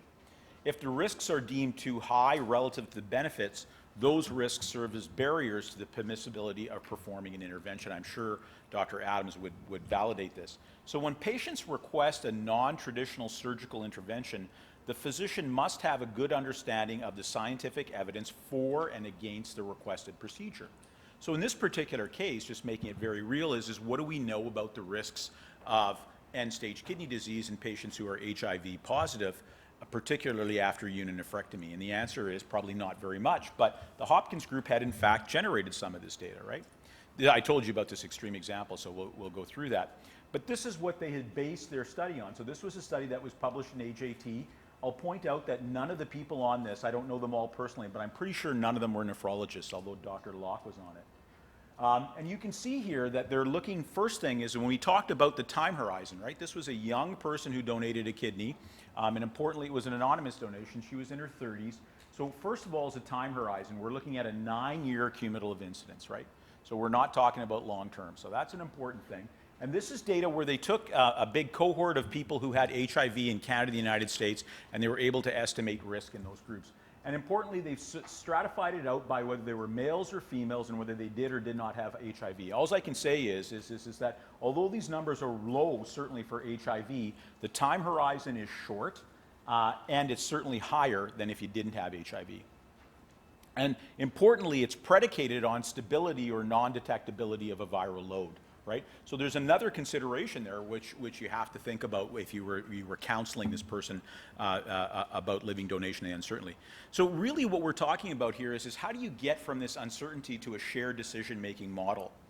Your donor team is responsible for empowering prospective donors to address their vulnerabilities and or protecting those who cannot disqualify themselves for donation. So these are people who want to walk off a cliff and you have to sort of protect themselves from ourselves. And so how do you get to that in a respectful manner? And this is, I think, evolving issues about how we treat autonomy, right? The traditional thinking is we are just purveyors of risk. We don't have a hand in trying to make this interpretable for the individual. So the healthcare team merely provides information and then we just respect whatever the person wants to do. Instead, the new way of, I think, that is encouraged, and this is work from Lainey Ross, actually, who's an ethicist in Chicago, healthcare workers have an obligation to help empower patients to exercise their autonomy. We don't just prevent facts, but we have to translate the facts in a meaningful way for the donor. We're not just a neutral information source, and we have to convey the limits of our understanding. Now, presumably all of that was done in this patient's decision-making, but just to get you into the context of, we don't know the life horizon of any donor, let alone an HIV-positive donor, and to make sure that the person understands that. Now, the other really important thing here is to separate out the benefits to the recipient from the benefits to the donor, okay? So the benefits to the recipient, this was an HIV positive person who had end-stage kidney disease, is pretty clear. HIV positive patients benefit from transplant, but that's an important fact, right? If that wasn't the case, we wouldn't do this. On the other side, though, well, what are the purported benefits to the donor? So we don't have time to get into what we understand about the benefits to donation, particularly in an anonymous donation situation as opposed to an emotionally related situation. But clearly, the bulk of the literature is on an emotionally related donation, right? We can propose. But if you read the text of what was published, this particular donor said that she wanted to set an example for other HIV positive donors, and many of us would be skeptical of that. I don't think this is going to lead to an onslaught of HIV positive individuals coming, or I would have questions about that as part of the evaluating team. The second issue is did it change the perception of patients living with HIV? And the answer is maybe, right? But is that enough for us to consider the risks in the face of the uncertainty? And that's the discussion that needs to happen, because clearly there's a lot of uncertainty about these issues. So in terms of the beneficence, the donor team must agree that the risks or the benefit and risk to both parties individually and jointly is reasonable, or they should refuse to proceed. The doctor is in a position not just to decide whether donation is reasonable or morally justified, but also whether he or she is morally justified in performing the donor surgery. So this is just getting to the point. I know I'm getting the thing, but it wasn't us who went over time. Last thing I want to end up here is donor vulnerabilities, because I think this is important. We really need to be active in making donors aware of their vulnerabilities. This is a listing of vulnerabilities, and I just want to highlight 3 of them here very quickly. The first is a juridistic one. Does someone have influence over the donor? And usually we think, is there a family hierarchy or something? In this particular case, we have to acknowledge that the center might have had a motivation for this person to come forward and donate. And we have to make that clear to them. I'm not saying that's inappropriate. I'm just saying that has to be very clear. The other issue is there's a social thing which we already talked about, and infrastructural. Does this person have follow-up? And I would have questions about that. I come from a universal healthcare system. Relevant considerations for the recipient. So the question is why this recipient? Is this somebody who is the only kidney that matches this person? What are this person's other options? And importantly, does that person have access to HIV treatment? So this is a complex decision, and we're going to be asked to wade through this. So I thought this exercise was very useful to go through a framework of shared decision-making. Hopefully we'll have more time to talk about that. So that's the summary. I'll stop because Dr. Riel is about to boot me off the stage. Thanks very much. Thank you so We much. didn't get a chance to bring in Dr. Adams, who I'm sure has gone to Hello. Deirdre, can you come as well? No, you guys stay. There are a few questions, so I think we're going to be quick. I'm going to rotate around through the questions. John, one question, yes or no. Do you think that universal health care would increase the donor pool? I think living donor pool in particular. Absolutely. In Canada, I have much less hang-ups about accessing donors with isolated medical abnormalities because of universal health care system. All right. Deirdre, so there was a question about APOL1, 2 on Splice said. One of them is, do you think APOL1 testing is reducing the number of living donors among African Americans? I think it is, and So I think it is. There are many centers that are testing all their African American living donor candidates, and then they are deciding for them that if you have 2 renal risk variants, you cannot be approved as a donor. And John and I were talking about this last night. I don't think it's necessarily our place to unilaterally make this decision because the evidence is not convincing one way or the other about the effect of donor nephrectomy on their long-term risk. And so while it is elevated, it is not like everyone who has 2 risk variants and becomes a living donor ends up with ESRD. So I think we have to be careful that we're not harming people. Question for a surgeon and a nephrologist. So among centers that the decision about accepting a donor, a deceased donor, is either on the hands of the surgeon and nephrologist, is there a difference in the acceptance rate and, or limit or threshold to accept or not? I think that's a great question. I think, you want to say at our center? You can use your center? Well, I think it varies. I mean, it depends on where you're at the center. It depends on experience. So if you have a very experienced nephrologist or hepatologist, they may be more aggressive versus a younger surgeon who may have less experience. So I think experience plays more of a role than it does actually specialty. And I'll say also that the size of the program is important because especially with the outcomes that we have to reach, I think if you're a smaller center, you tend to be more and more conservative as you get bad outcomes. John, is there a statistical method for you to kind of plug in numbers for age associated risk of after donation. Meaning, I think he said he or she age attributable risk, but I think I like the idea about the absolute risk. So if you have a 20-year-old walk into your office, versus a 50-year-old, how do you estimate the risk? Because it's not, the absolute risk is not the same. I think age is one criteria. Obviously, we think about life years in front of the person after donation, right? So when I'm seeing a 55-year-old person and they're lean, they're normotensive, they've got a robust GFR, and they look great. My ability to predict that that person is going to look great when they're 75, my precision is much better. Well, obviously, when I'm seeing somebody who's 25, the error bars around that go over, but it's only one of the characteristics. I'm not saying you shouldn't accept young individuals, but I think you need to consider that in terms of, particularly with very young individuals. We just accepted a 21-year-old donor for actually a friend, and the person is very well adjusted, a very mature person, a very healthy person, and really understood the risks and the fact that I don't have lifetime estimates, right? So me conveying information, I like it with the 60-year-old because I've got 20-year data, right? 20-year data. But for that 25-year-old, I have to explain that my data only goes out to 20 years. And so that's the nuances of explaining it. So age itself, it doesn't exclude people, but it has to be considered in terms of all the other things that you assess. Okay, I last didn't really question. understand your question. But, No, that was great. Okay. Last question, Deirdre.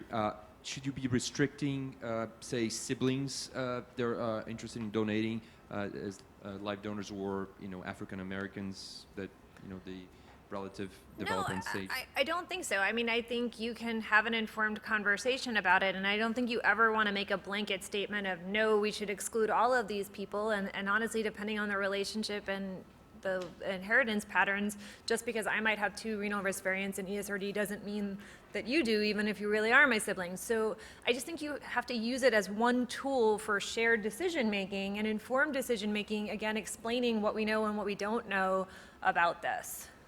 There are other questions, but I think we'll leave it for the breakout sessions about like how to select your living donor. If you have like 3 or 4, how do you determine what's the best one or the best recipient pair donation? So how long do we have as a break? 10 minutes. So 10 minutes break, and then we go into our second round of. Thank you.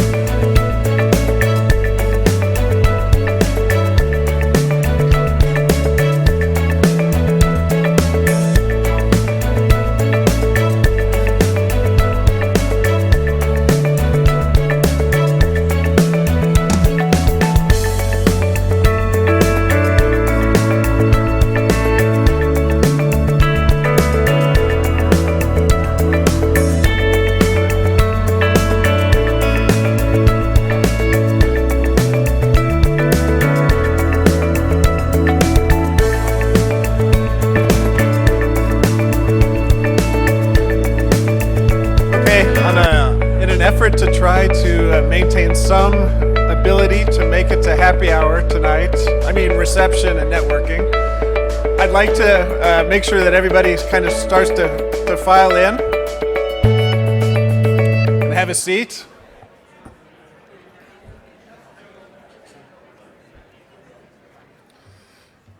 Okay, much appreciated. Thank you. So we will try to maintain some semblance of a schedule. This is actually much better than we've had in prior years. So we are we are making great time, and we may make it to the lawn for a good networking time and icebreaker. So in our second session here, we'll start. This will be focused upon deceased donor management and issues revolving around deceased donation. And our first speaker, and I did want to mention Dr. Bob Fairchild, who is essentially was the former lead of this meeting for a number of years. How many years? Ask John, 7 or 8. In conjunction with John Gill. So both individuals have dedicated a lot of time to this meeting. In particular, most of the framework of this meeting is at the skills of those two individuals, and I'll just recognize them for that. So in any case, we'll now start with ischemia reperfusion injury with Rob Fairchild. Okay, thank you, Alex. Are we okay? Okay, so I'm going to start this session off, and we're going to start talking about things that negatively impact graft outcomes. I have no disclosures. Of course, I'm a basic scientist, so we don't do those kinds of things. So, a little immunology never hurt anyone, so this is kind of what we're going to begin to talk about, is that when you take a graft from a donor, and reperfuse it, what happens is you stimulate an inflammatory response that provokes these antigen-presenting cells or their products migrating to the recipient's spleen, where they prime donor reactive T cells, and they're in high frequency, and then they're activated during this process to traffic back to the site of inflammation, which is the graft, and get in there and mediate graft damage. Okay? So one of the things I want you to appreciate, and you might as well know it now and never forget it for the rest of your life, is that the immune response to a complete MHC mismatched allograft is the most powerful immune response evoked. And we'll talk about one of the reasons why that is now. Okay? So I said that, and that's because it evokes very strong responses from both the innate and the adaptive immune compartments of the immune system, and they are constantly working together during allograft rejection. Okay? So that's what we're going to talk about. So again, what you're doing is you're taking a graft from a donor and you're removing it from its supply of oxygen, blood. And when this happens, the cells in the graft switch the type of metabolism they're undergoing because there is no oxygen to feed into the TCA cycle. They have alternative methods or pathways of metabolism. But the problem is then when you do the transplant and reperfuse the graft, you're suddenly flushing oxygen back in. And when that metabolism sees that oxygen to begin with, it produces toxic substances. Now, this also happens in facultative bacteria, anaerobic bacteria. The only problem is that they have enzymes that are engaged immediately to diffuse that oxygen, like superoxygen dismutase and a couple of other things. This doesn't happen so much in us, okay? Okay. So one of the clinical things I want you to realize is that when we take a graft out and we subject it to different periods of cold ischemic storage, the more ischemic, cold ischemic time we impose on the graft, the worse the outcomes are. And you can actually get very marked decreases in graft survival. This is cardiac data, but the same can be seen for other types of organs. So again, prolonged cold ischemic times or ischemic times are associated with poor kidney graft outcomes. grafts from cadaver donors have poorer outcomes than grafts from living donors. So what are the mechanisms that underlie this important factor that we can't obviate when we do transplantations? So essentially it looks like this. And I told you, again, it has to do with the pathways of metabolism that we impose on the cells of the graft when we remove it from oxygen, and then when we flush oxygen through there, the cells start to produce these reactive oxygen radicals, ROS. These reactive oxygen radicals stimulate the production of pro-inflammatory cytokines in almost all cells of the graft, but especially in endothelial cells. And especially these three bad boys here, TNF-alpha, IL-1 beta, and IL-6. Those are the acute phase pro-inflammatory cytokines that are made within the graft, and they're also going to be made by the liver. The other thing is, because of this injury and surgical trauma, you generate what are called endogenous ligands for pathogen recognition receptors. So you should know this, that as we've evolved immune systems, the function of that was to recognize microbial invaders, and we have receptors that recognize conserved patterns, molecular patterns on these pathogens. Well, these endogenous ligands also bind those receptors, and they can stimulate, again, these cytokines and activate the endothelium. Okay? In addition, you have complement activation and production of cytokines, which helps generate more neutrophils and macrophages and mobilizes them from the bone marrow and from the peripheral circulation. You activate the endothelium to produce chemokines and express adhesion molecules so that these cells can target this, and in combination with these cytokines then can impose injury. So I'll just show you a quick series of experiments from my own lab. If we take a mouse and we open it up and we bilaterally occlude the renal artery for about 25 minutes and then release it, the first thing that happens is you produce these cytokines by the endothelium, and neutrophils start to come in, and the neutrophils can mediate tissue damage in the kidney, and what you see after about 24 hours, it looks like a bomb went off in that kidney.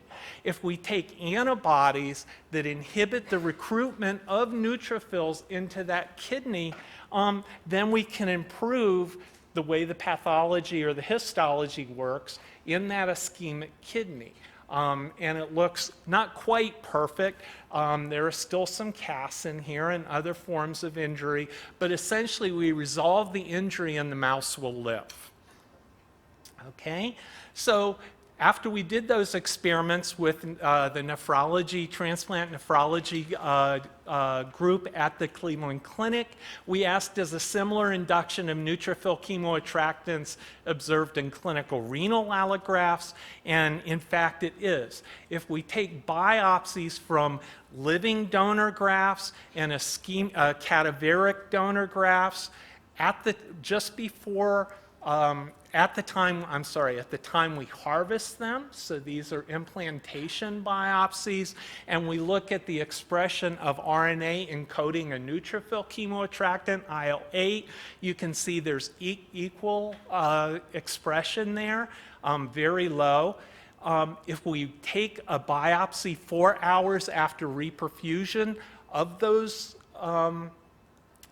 kidneys, you can see in the living donor grafts, it goes up about 2 or 3-fold, but in the cadaveric kidneys, it goes up about 20-fold. Okay, so again, by increasing cold ischemic storage, we're setting up a target for these neutrophils to come out of the bone marrow and circulation and get into the kidney and mediate damage. And in fact, if you look at the correlation between IL-8 RNA expression and total ischemic time, you can see it works out to be quite a nice correlation. Okay? Again, endogenous TLR ligands are generated, and they also are activated to to intersect with the adaptive immune response.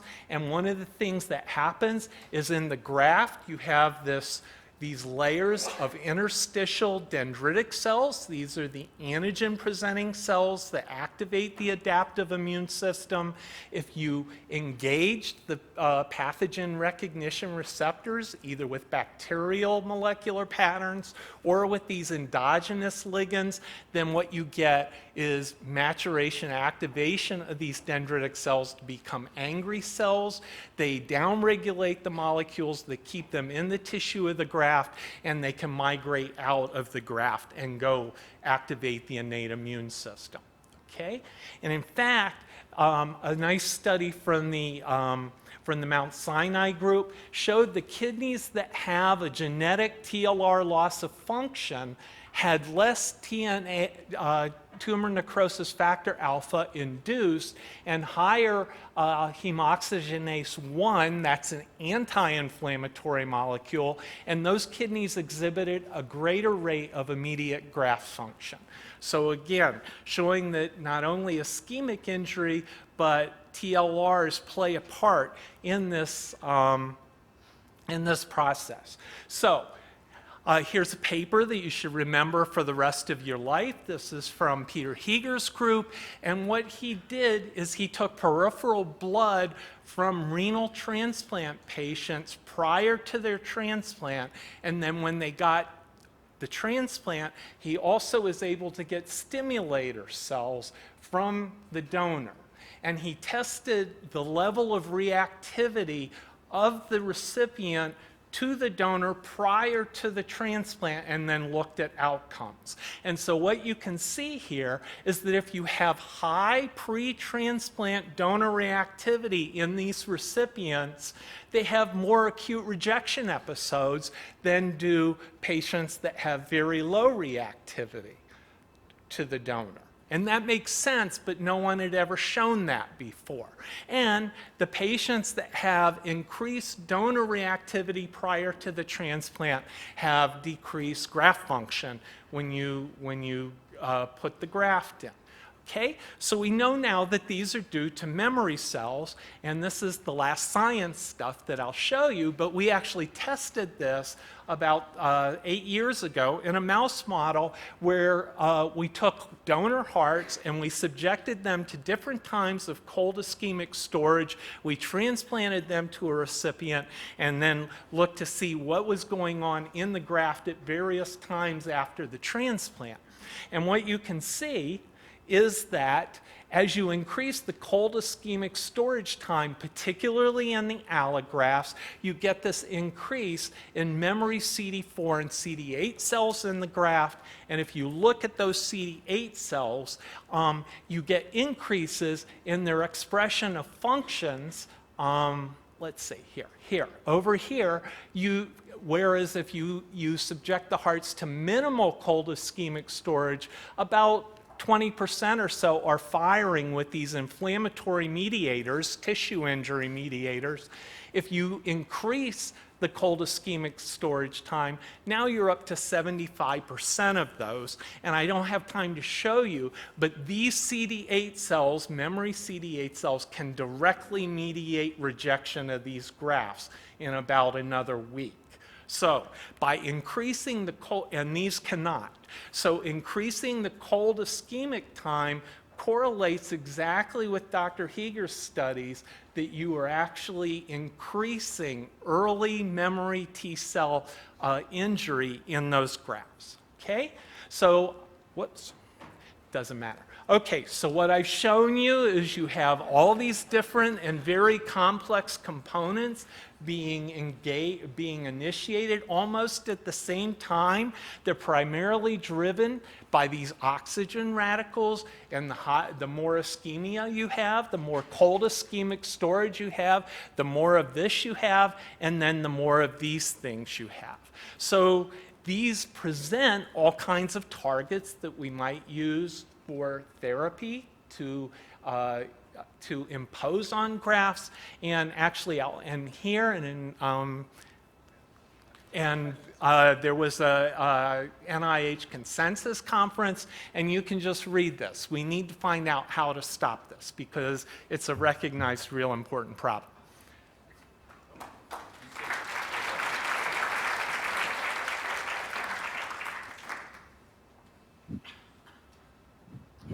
So we do have a few questions. I think I want to maybe collate two questions into one. The question is, since it seems that there's upregulation with cold ischemia, cold injury, maybe upregulation of MHC, what would you expect the interventions to be if a patient were splenectomized before transplant? Would that help any of this process? Or would treatment with an agent like thymoglobulin prior to transplant or prior to reperfusion help this? So, good question. The problem is when you splenectomize a recipient just prior to the transplant, you have this circulating pool of memory cells. They're already there in the circulation and in the lymph nodes and even in the bone marrow. They can come out. Thymoglobulin can alleviate this a little bit, but not that much. And I'll mention that a lot of these memory cells are resistant to co-stimulatory blockade strategies and a little bit to ATG. So one other question. You're being challenged on the most powerful immune response to tissue. How do you compare this to a superantigen response? Is it even more than a superantigen? More than a superantigen response.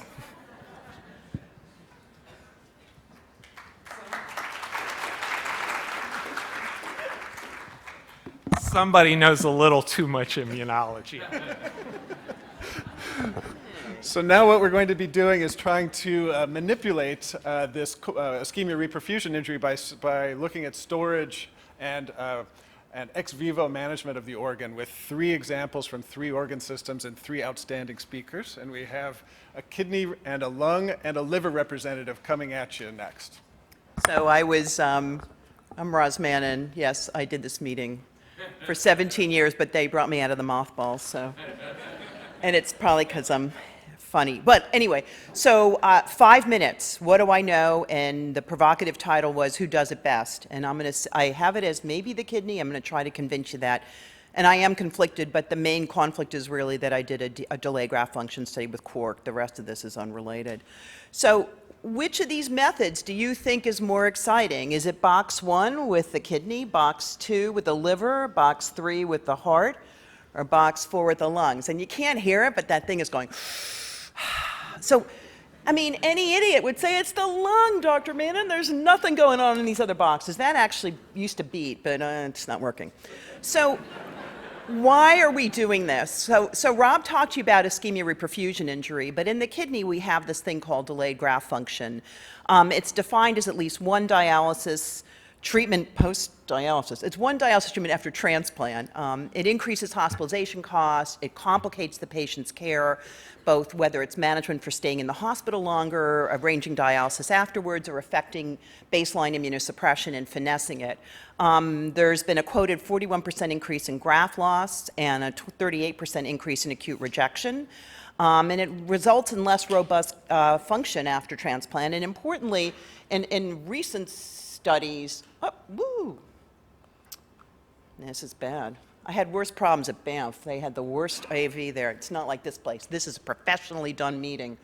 So if you look at, and the snacks aren't too bad either. So if you look at time after transplant and survival, the important point here is to say that if you have just 1 dialysis post-transplant, it is not the end of the world. It's when you get into these situations where you're doing multiple treatments. And so there is sort of a graded effect in terms of DGF. Strategies to limit this were really followed in the kidney. And so these guys are going to get up here and argue how great they are, but it was really the people, the working men and women of the kidney world that looked at this. And first and foremost, the idea of preserving an organ and flushing the organ. And we don't have time to get into the solution story, but being cold, having high potassium, minimizing organ edema by including colloids, adding antioxidants and inducing HO1 and anti-inflammatory agents. And they're summarized here, and if you look up Nephron 2018 Man, and you'll find a very nice up-to-date review. And then we progressed. We just started with just sort of flushing, then cold storage, and for the last couple of minutes, I'm going to talk about these methodologies. So this isn't something that a nephrologist came up with, but it was really a transplant surgeon, Dr. Belzer. He was entrusted really as a fellow to sort of figure this out, and when he was at UCSF, he really developed some techniques to preserve kidneys, because the idea was we didn't have tons of these things, and when someone died and they were able to get the kidney, they were moving it from center to center, or when they had a living donor. And so this kind of evolved into controlled, continuous, pulsatile circulation of solution.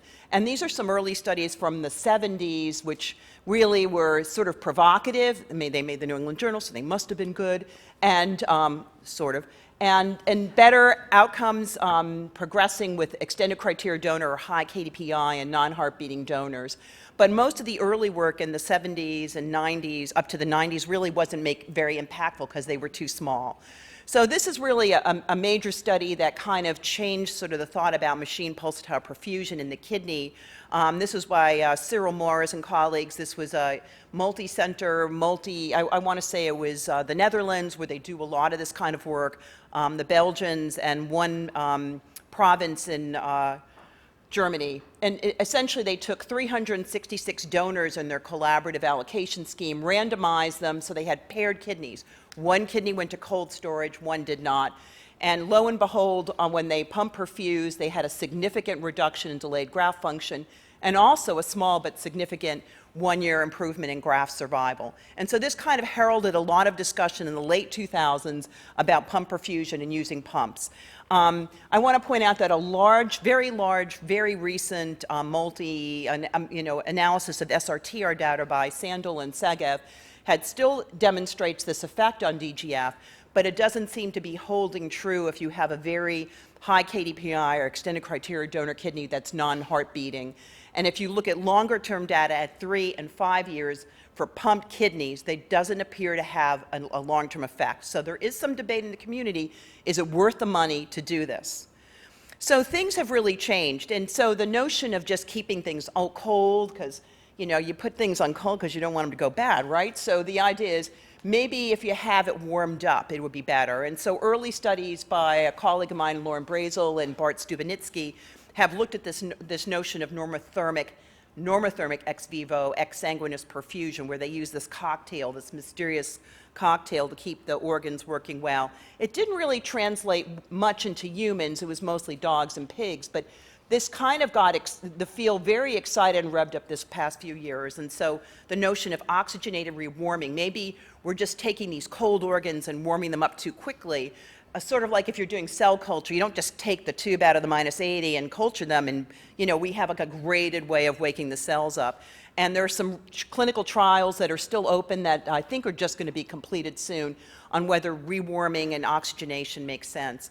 And before the guys get up here and tell you that they had the first studies, this notion of normothermic ex vivo perfusion of discarded kidneys has been ongoing. So this is really work by the group in Cambridge, where they've looked at normothermic ex vivo perfusion. They first published their work in about 2011 on 5 recipients of these sort of resuscitated kidneys. It's taken them a long time to publish this work, which looked, again, at different stages of discarded kidneys and using this ex vivo perfusion. And I want to point out, if you read the paper, the most striking effect is that if the kidney is discarded because there's so-called in situ perfusion issues, it looks mottled, or part of it looks mottled, that seems to do well. Very extended cold times didn't seem to have a significant effect. And finally, and this is always where presumed consent is excellent, is normothermic in situ. So this is an approach that the Spanish have taken. And if you can think about it as like ambulance chasers, they have these boxes, and essentially that's what they were thinking about. But here they actually do the in situ perfusion for these eventual non-heart beating donors. And so the notion is, if they can perfect it, you could really literally go to an accident and potentially do it there. And I know that sounds morbid, but when you look at the numbers that Deirdre showed you, when we're talking about living donor livers, you have to sort of think extremely. And if you want to look more, there's a review. So click on the YouTube link and you can watch this guy put this kidney in. It's exciting. It doesn't beat. There is some urine, so I got excited. The kidney's the most important. We were the forerunner of ex vivo perfusion. We were the forerunner of ex vivo treatment of donor organs, which we didn't talk about. We have opportunities to use regenerative medicine and regenerative techniques. We are the most common kidney transplanted, I'm just saying that. And we have 100,000 people on the waiting list. So if we get a chance, vote kidney.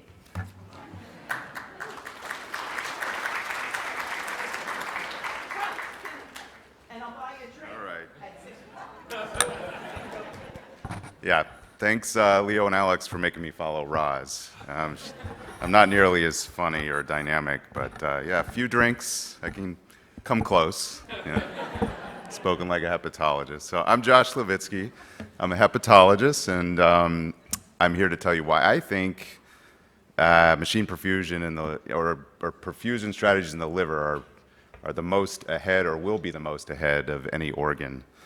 But a lot of it is sort of similar to what Roz said, is that we kind of been stuck in a lot of the phase of cold storage for several years, and there was really, from the liver standpoint, there was really not any reason to pursue any different strategy until really the last 10 to 15 years, where the amount of patients on the wait list has gone up, the patients are sicker, we need better organs, the donors have become more problematic in terms of fatty donors, and then an increase in DCDs. There are some places that are doing 20 to 25% DCD liver transplants where the cold storage really is ineffective because there's a lot of warm ischemia on top of cold ischemia. This was from OPTN and SRTR showing that there's a potential intervention that could be done. Look at the amount of discards here for livers that are discarded, and you could see here that about 2/3 there could be a potential intervention, like biopsy findings such as fat or some ischemia in the biopsy, correcting warm ischemia, anything problematic with the donor that could be intervened upon with certain either machine perfusion, some better perfusion, lowering the ischemic time, or doing some kind of modification of the donor could help this problem, which is a lot of discards in the liver transplant arena. And we know, there's a big, just like every organ transplant, there's a big discrepancy in the supply and demand. And the extended criteria donors are increasing. You could probably label more than half of livers as, to some degree, extended criteria donor. We do have this donor risk index that was developed by Sandy Feng, and it gives you a multitude of different factors. One thing it doesn't have in there is steatosis in the donor, and I'll show you at the end some kind of cool stuff that could maybe be done to modify steatosis in the donor to use these transplants. But we know that they're more extended criteria donors are more susceptible to ischemia for reperfusion injury. And what happens in the liver, there's some that get primary non-functional, although this is pretty small percentage, like 1 or 2%, where the liver just is placed and doesn't function. And these make patients status 1 at the top of the transplant list. But there is an increased risk of early graft dysfunction, which can lead to some complications down the road. Certainly biliary complications are probably the biggest thing, especially with DCD transplants. Not really been proven to decrease overall patient survival, but certainly graft survival. You could maybe argue that some patients are better off not getting those organs, especially like small HCC, healthy people putting a DCD in, and then they have a lot of quality of life issues after a transplant. So, like I said, machine static cold storage was the mainstay for several. It still is, but there was increasing interest because of all the reasons I mentioned for doing machine perfusion in liver transplantation. And this was kind of the first paper by Guerrera in Colombia, where they looked at hypothermic machine perfusion in liver. And I think where probably things are going are more normothermic, which the Cambridge group that is doing the same work in kidneys has really developed this technology to do this. And so right now we have 4 different machine perfusion devices that have been developed by companies, and you can see that 3 of them are normothermic and 1 is hypothermic. And I think this is the most exciting paper, if you didn't realize this was published in Nature last year. This was a randomized trial done by the Cambridge group of normothermic preservation in liver transplantation, a multi-center European study, this OrganOx normothermic perfusion, where they randomized 137 to normothermic perfusion and 133 to standard cold. This did include some DCDs, but it was supposed to be overall liver transplant. And what they found was that there was less ischemia, so peak AST was lower in normothermic perfusion. I think the biggest thing that was found was that the discard rate was significantly less. So, the grafts are doing better afterwards, but there's more ability to use those organs by perfusing them, because what they do is when they put them on the machine, they test their ability to clear bilirubin and clear lactate, and if they're able to do that, then they use the organs. So there's more ability to use these organs that are under the pump. You can see that early allograft dysfunction was significantly less, but overall the ischemic biliary strictures, they were lower in DCD, but there just wasn't a high enough power in this study. And they are doing studies now in just the DCD population. I think, though, you will show a benefit when it's properly powered. But I think, again, the biggest benefit is being able to use more of these organs. And so right now there are 3 studies in the US that are randomized trials evaluating machine perfusion. I don't know if any of your centers are doing this. We have just started at Northwestern. But again, they are very complicated, expensive studies, but I think they need to be done to prove that not only do they work in the United States as well as they did in Europe, but also how are they functionally doing in terms of just all the logistics involved, which I think is the one biggest issue, is the cost and the logistics. Maybe this is best for DCD transplant or extended criteria where the rest can be under cold perfusion. And I think the last point is something sort of preliminarily very exciting, which is we know that NASH and steatosis are increasing. We know that the donors are going to have increasingly steatotic, and traditionally more than 30% steatosis is kind of a no-no to transplant. But one thing that you could do under machine perfusion would be to treat the donor somehow. And this was a study that was presented at the last liver meeting, where they used a defatting solution as they were doing normothermic machine perfusion, and they were able to drop the triglyceride count significantly from 38% to 7%, and improve the function of the liver and the bile production. This was a proof of principle. These organs weren't used, but they basically said these organs could potentially be used in patients, and so they're moving ahead with this type of work to not only perfuse the organ, but defat the organ so they can be potentially used. So in my mind, the liver is, there's a lot of exciting things going on, and I think because we're new at this, it's more exciting than any other organ. So, all right, I'll leave it at that. Who's next? Lung is next, right? Right, you got the. Yeah, I think that says it all. But hi, I'm Jeff Edelman, and first off, I want to thank the organizers for inviting me here.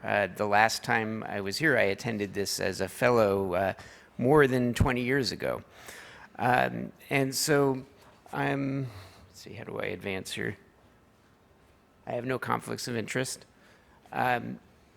And I am going to make the case to you that the lung actually does it best.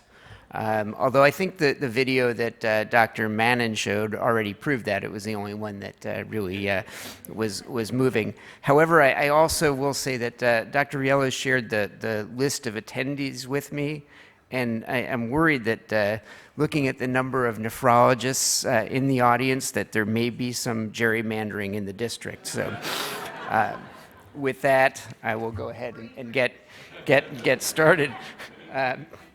So this is the first sort of published multi-patient experience with normothermic ex vivo lung perfusion in lung transplant in 2011. And the pioneers of this in lung transplant have really been the group at Toronto.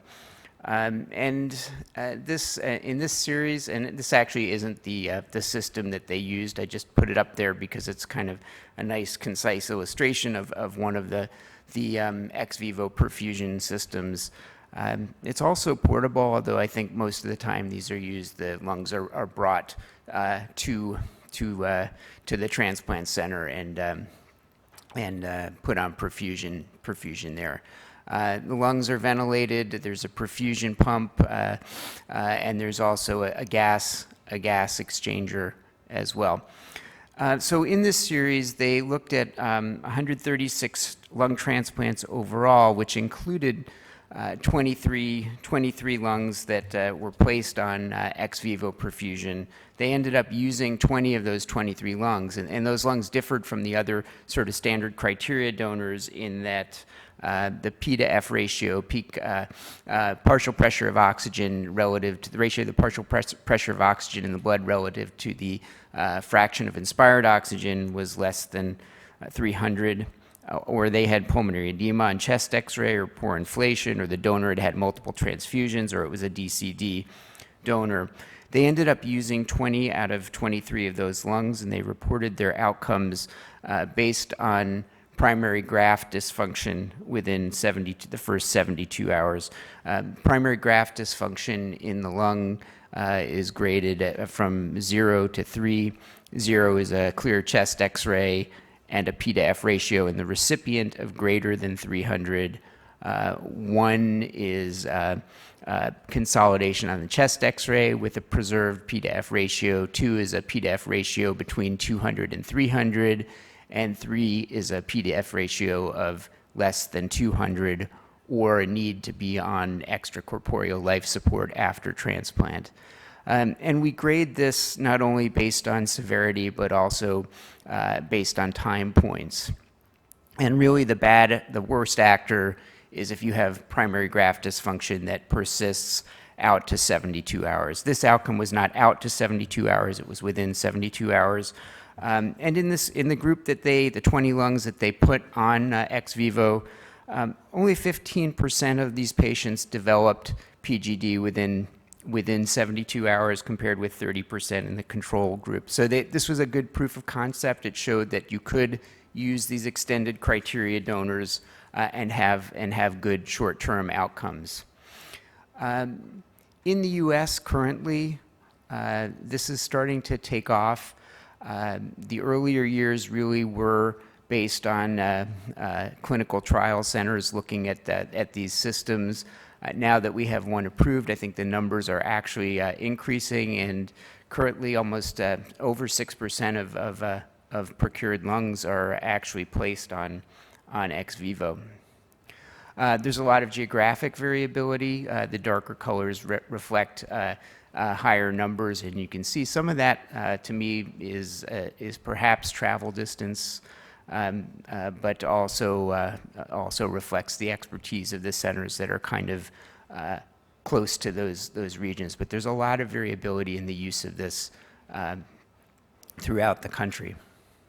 So this is a randomized trial was done in Europe, looking at comparing ex vivo lung perfusion with more standard perfusion. So this is the control group. There are actually two sort of control groups. This is one, and this is using low potassium dextran. This is using the organ care system, OCS, and this is that with low potassium dextran. Again, their outcome was also primary graft dysfunction grade 3 within 72 hours. They called this the INSPIRE trial. So these were pretty much standard donors, younger than 65. 65 is a little bit old, but otherwise they had preserved gas exchange, clear chest x-ray. They randomized them 1-to-1, and it was really a non-inferiority trial.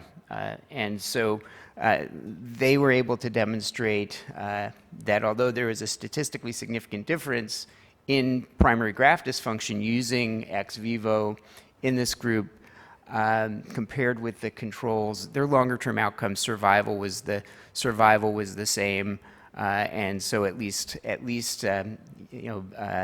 even though the incidence was lower in the ex vivo group, their outcome was non-inferiority. So they proved that you could do this in standard donors and have outcomes that were at least as good, if not better. So they went on to do a trial in extended criteria donors. Thankfully, they didn't go from the INSPIRE trial to the EXPIRE trial. They decided to call it the expand trial. So they obviously have better taste than I did. But the expand trial was a trial using extended criteria donors. And this was just published. In fact, it's e-published in Lancet Respiratory Medicine. And these donors were, this is a non-randomized trial, but these were donors who had a PDEF ratio of less than 300 or a prolonged ischemic time, or they were donors after circulatory determination of death or over 55 years old. And their outcomes, they had a composite outcome that was survival at 30 days and freedom from primary graft dysfunction freedom from primary graft dysfunction 3 within the first 72 hours. And so the slide on the left, Group A, if you look at the survival at 30 days was 99%. So the outcome was really driven by primary graft dysfunction 3, and that's the blue bars on this graph. And in Group A, all comers, they had about a 44% incidence of primary graft dysfunction 3 within the first 72 hours. If you looked at kind of what I would say might be the worst of those donors, the ones that had the low P to F ratio, even in that group, primary graft dysfunction incidence was still about 42%. And actually at 72 hours, which is the bad actor, which in sort of published experience for all donors tends to be about 15% in this case series, it was only about 5%. They had about 91 lung pairs. They were able to use 79 out of 91 for lung transplant. So they were able to use 87% of lungs, which may not have been used for transplant. At least that was their position. You could debate that for a lot of these, for the DCD donors, it's not clear that you need to use that, but they were included in this study. So we have a proof of concept that we can use this, that it's equally safe in normal standard donors, that we could even take donors that are not being used or that we might not use and put them on ex vivo lung perfusion. And in this group, the survival at 1 year was 91%, which is really maybe a little better than the 1 year survival overall for lung transplant. And so, for ex vivo lung perfusion, I think that EVLP does offer us the opportunity to use donors that we might not use otherwise. I didn't talk about this, but part of the uncertainty of organ procurement is that you don't know how that organ's going to behave after, what's evolving in the organ and how it's going to behave. And so with these marginal or extended criteria lungs, you can take them, you can put them on ex vivo, you can assess their behavior, you can monitor their gas exchange, and you can even treat them. A lot of the changes are often related to extravascular lung water, so you can change osmolalities, and you can. Yeah, I know that's really kind of more the bailiwick of the kidney people, but we can actually do that in the lungs too, and take water out of the lungs without the kidneys, and you can actually modify the lungs or even treat infection. There are some downsides. This is expensive. Who pays for these? The lungs that you procure, or that you perfuse and don't use, and if these lungs are going to go to centers that have greater resources, are we going to actually increase disparities? I think another future. Actually, it's here now, is this concept of organ regeneration centers. And there are two that have been built or are being built in the U.S. One is in Jacksonville, the other is in Baltimore, with the idea that they will take lungs, they will reperfuse them kind of at this organ regeneration center. It's kind of like a little lung ICU. The lung gets in its own room, and it's on its little perfusion device, and it's got a care team. And then once these organs are fixed or repaired, they will then be distributed out for transplantation. So that's the model. I think those are just getting started, but that may be part of the future of where we see ex vivo organ perfusion going. So thank you for your time, and feel free to. The other nice thing about going last is that there's no rebuttal, so I can stand here and say that lung does it best. Thank you.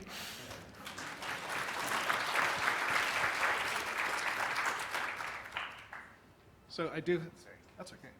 I do have a few questions from the audience. I think that maybe each of the speakers could comment briefly about how long an organ can survive on a pump with your given machine. So I don't know if you.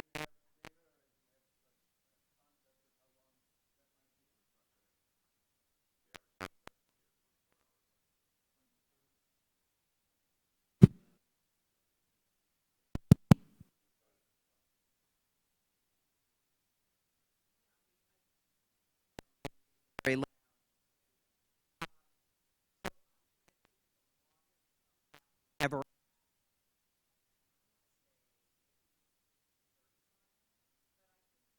That it's a good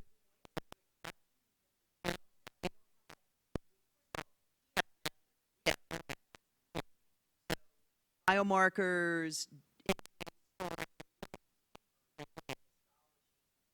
color of the kidney, sort of a macroscopic appearance, seems a little bit kind of, not really cool. So I think that we are definitely, and maybe in the lung they have them do PFTs in a box. Who knows? We don't know. But I think, maybe the question shouldn't be, does it matter how long or can you determine the, I think that's the question. That's really open. Yeah.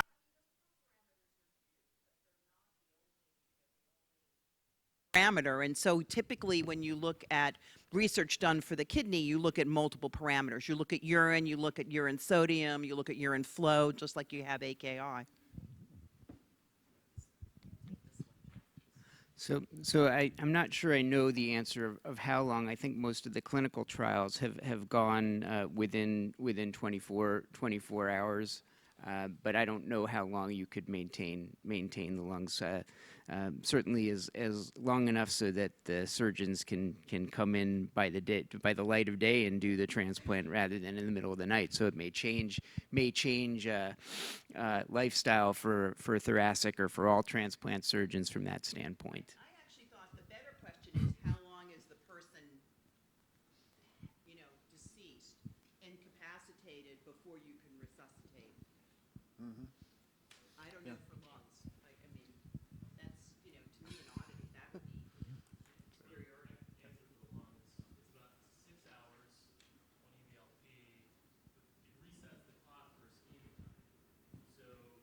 you now gain additional ischemic time. So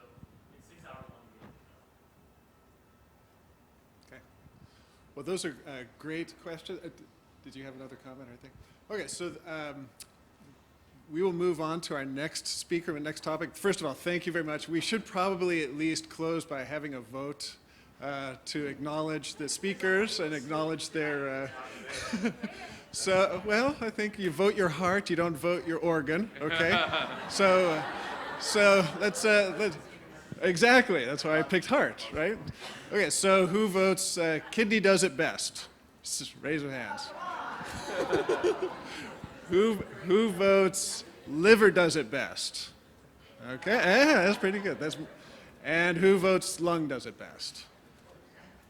I think there is a little gerrymandering, my own opinion, but it looked like kidney votes at least were highest. Okay. All right. So our next speaker is Marian Michaels. She's one of our resident ID experts. She's going to be speaking on PHS risk kidneys as well as HCV positive kidneys and donor utilization. Yeah. Thank you. So I was going to say, since it's getting late, if everyone wants to stand up and stretch while I go through my acknowledgments, that is fine. They are very short. Here are my acknowledgments and my disclosures. And no one's stretching, so don't leave. I'll try and keep you awake. I first want to start actually with some rules. And rule number 1 is a risk for infection exists with the use of any and all biologic agent, and that includes our organ transplants. Now, the Ad Hoc Disease Transmission Advisory Committee is part of the OPTN patient safety program in the United States. And we are charged with examining the unexpected potential donor-derived transmission events. And the majority of these are, in fact, infection or malignancies. We then categorize them as to whether or not they're donor-derived and evaluate the aggregate data to enhance patient safety, help inform policy, and improve existing processes, as well as educate the public. And I'm going to use a lot of that data for today. Now, the 10-year review of the probable proven donor-derived transmission events, I think, shows some of the fear and the reality that inform PHS guidelines. In 2005 through 2015, there were 219 donor-transmitted unexpected diseases to 254 recipients, and 71 of those people died from fatal infections or malignancies. Now, those numbers of transmission seem large, but when you put it into context, the reality shows up. Because, in fact, it's 219 out of 63,000 deceased donors, so 0.34%. 254 recipients, but out of over 174,000 recipients. Again, a minuscule amount in percent. And while 71 patients dying is too much, in fact, it makes up a very small percent of all of our recipients. Now, fear is unfortunately a very powerful emotion in human beings. So when we have unexpected donor-derived infections that hit the New York Times, hit the Evening Standard, it causes trouble for all of transplantation, and particularly when they are high-profile diseases such as HIV. So I'm going to take you through a problem. Back in 1985, when we actually had serology for HIV, a single donor transmitted HIV to all 4 of his organs and 3 of his tissue recipients, despite having tested negative. The issue, of course, was that the donor was in a window phase and, despite screening, tested negative, and was reported in New England Journal of Medicine. And that led in 1994 to the first PHS guideline for preventing HIV. Now, since routine testing by serology for HIV, there was unintentional transmission from 4 organs into 9 organ recipients, and those occurred between 1985 and 1987. PHS guidelines came in, and they were clapping about it. And when you put that into context again, really a rate of less than 0.03%. No further transmissions occurred for 2 decades but you know there was going to have something happen. So in 2007, HIV and hepatitis C were transmitted from one deceased donor, first recognized in the liver, then recognized in all 4 of the organ recipients, and reported in 2011.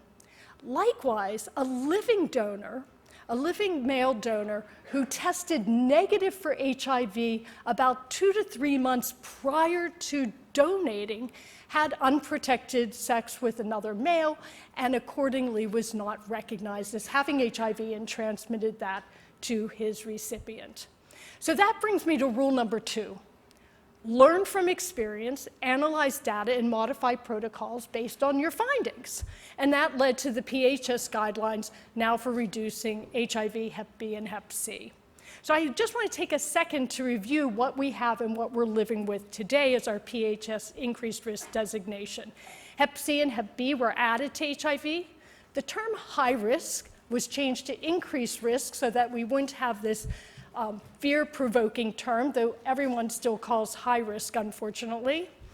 11 criteria were more clearly defined: males having sex with males, injection drug use, hemodialysis was added for hepatitis C risk, correctional facility for 72 hours, and they got rid of hemophiliac products. And importantly, they shortened the relevant history from 5 years, which it had been in 1994, down to 1 year. And keep that in mind as we talk further. So what happened with the number of donors who were being classified now as PHS increased risk? Well, they went all the way up to 27%, which is what we have today, or at least 2018, which is my recent data. A lot of this is not surprisingly based on the opioid epidemic that is occurring. So let's go back to some of the data to help inform what's going on in the country. The OPTN data collection that we have looks at deceased donors that are recovered in the United States, and I'm going to look at 2010 through 2017. We can look at the donor mechanism of death, but it's just drug intoxication, and the limitation is that I don't actually have the ability to look and say what is the type of drug or the route of drug administration. In DonorNet, we have a history of was there ever IV drug use. But the limitation here is that we don't have the details on the type or the timing, so not to know precisely when that is. But keeping those limitations in mind, I think it's still helpful to look at the national data.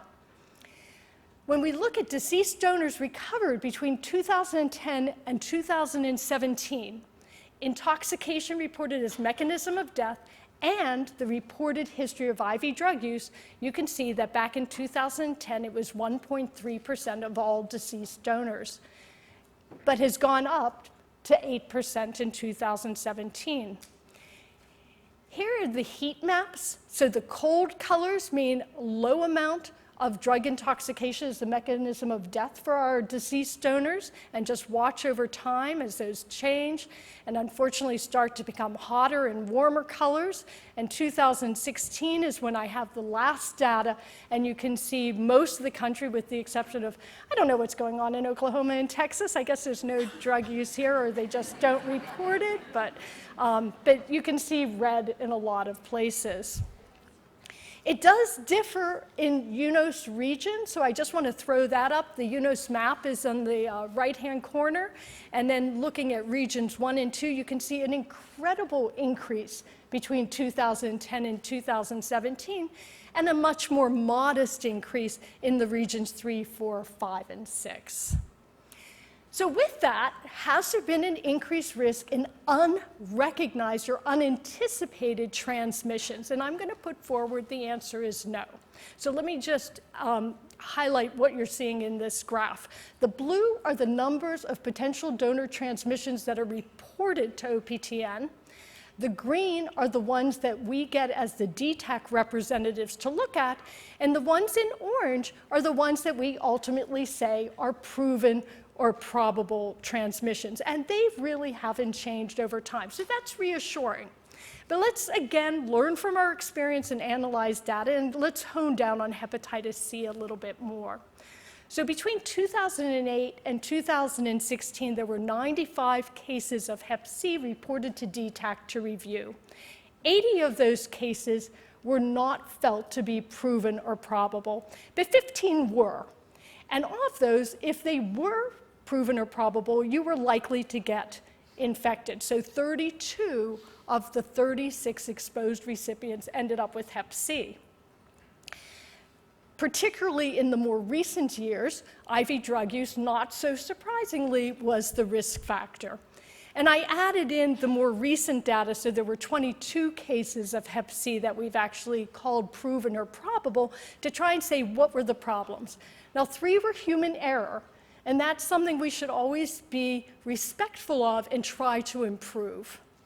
4 had a negative history for drug intoxication, and 1, the nucleic acid testing wasn't done because it was early era. 4 were serologic window periods, but 14 of the majority of them were actually a window period for nucleic acid. So I just want to go through that in a little more detail, which is my last rule. Rule number 3, every test has limitation. There is no test so perfect that it does not have false negatives or false positives. For looking at HIV, Hep B, and Hep C by serology, the 4th or 5th generation antigen antibody testing or nucleic acid testing, you can see that for HIV, serology, not horrible, but we know there's a window period. The 4th, and actually, no one should be using that old-fashioned serology anymore. The 4th and 5th generation antigen antibody test, which should be your usual screen, bring that down to 7 to 16 days, and nucleic acid brings it down a little bit more to 5 to 9 days. For hepatitis B, you do not get much bang for your buck with the nucleic acid testing in terms of your window period.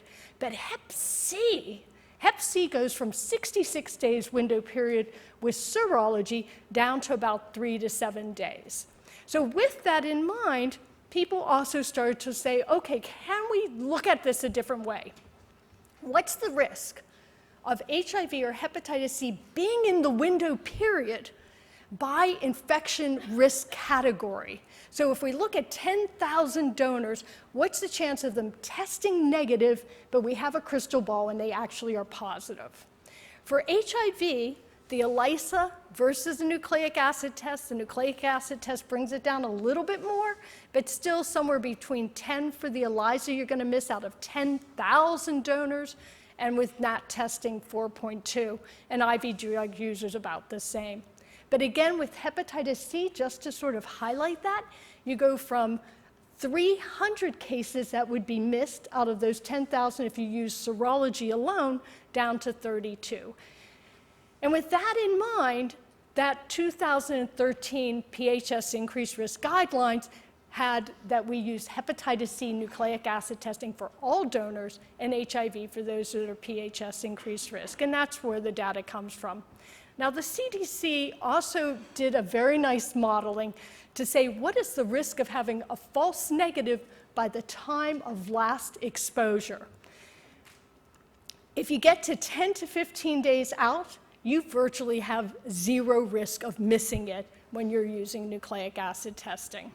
Michael Volk had given me this slide years ago, which I think helps put it into perspective of all the possible things that could go wrong with graft function, an older donor, a poor quality donor, versus the risk of getting HIV or Hep C unexpectedly. And this slide, I think, does even more. So if you miss a nucleic acid testing for Hep C or HIV, it is uncomparably small compared to dying while you're waiting on the list for a liver or a kidney, or even acquiring HCV from hemodialysis during the year. Now, those are unknown. Hepatitis C donors that are known to be positive has been increasing, not surprisingly. And the question comes, what does that mean in 2019 when we've gone from really pretty horrible treatment in 2010 to, in recent years, 2017, 18, and 19, really having one pill with minimal side effects and great cure rates? I think the landscape has changed dramatically with expanding the donor pool and using HCV positive donors into HCV negative recipients, published first by the Thinker study from Penn, and Emily Blumberg was part of that study in 2017, and the Hopkins group with the Expander trial in 2018, so that many centers are doing this. And if you want to talk more, come to the ID breakout session tomorrow. So remember rule number 2. And it came, I really have to congratulate the CDC for saying, yes, we will take this on. Over 27% of our current donors are being classified as increased risk. That doesn't make sense and has undue fear for our patients.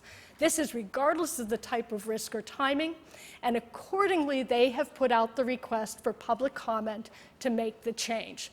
Now, it was supposed to close yesterday, but they kept it open so that it will close October 10th for public comment. Just to highlight the suggested change, decrease from 1 year down to 30 days based on the data I've shown, which is fabulous. Remove the label increased risk donor. Incorporate the consent process into the general transplant consent, and then removing some of the risk factors such as hemodilution and even hemodialysis. So in conclusion, there is always a risk for infection. Learn from our experience, modify protocols, and just keep checking it. It's always a balancing act, and keep in perspective the risk of infection versus the risk of not transplanting that person at all and other adverse events that can happen.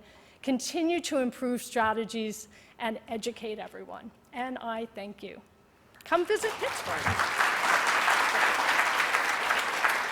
I don't know, do we have time for a question?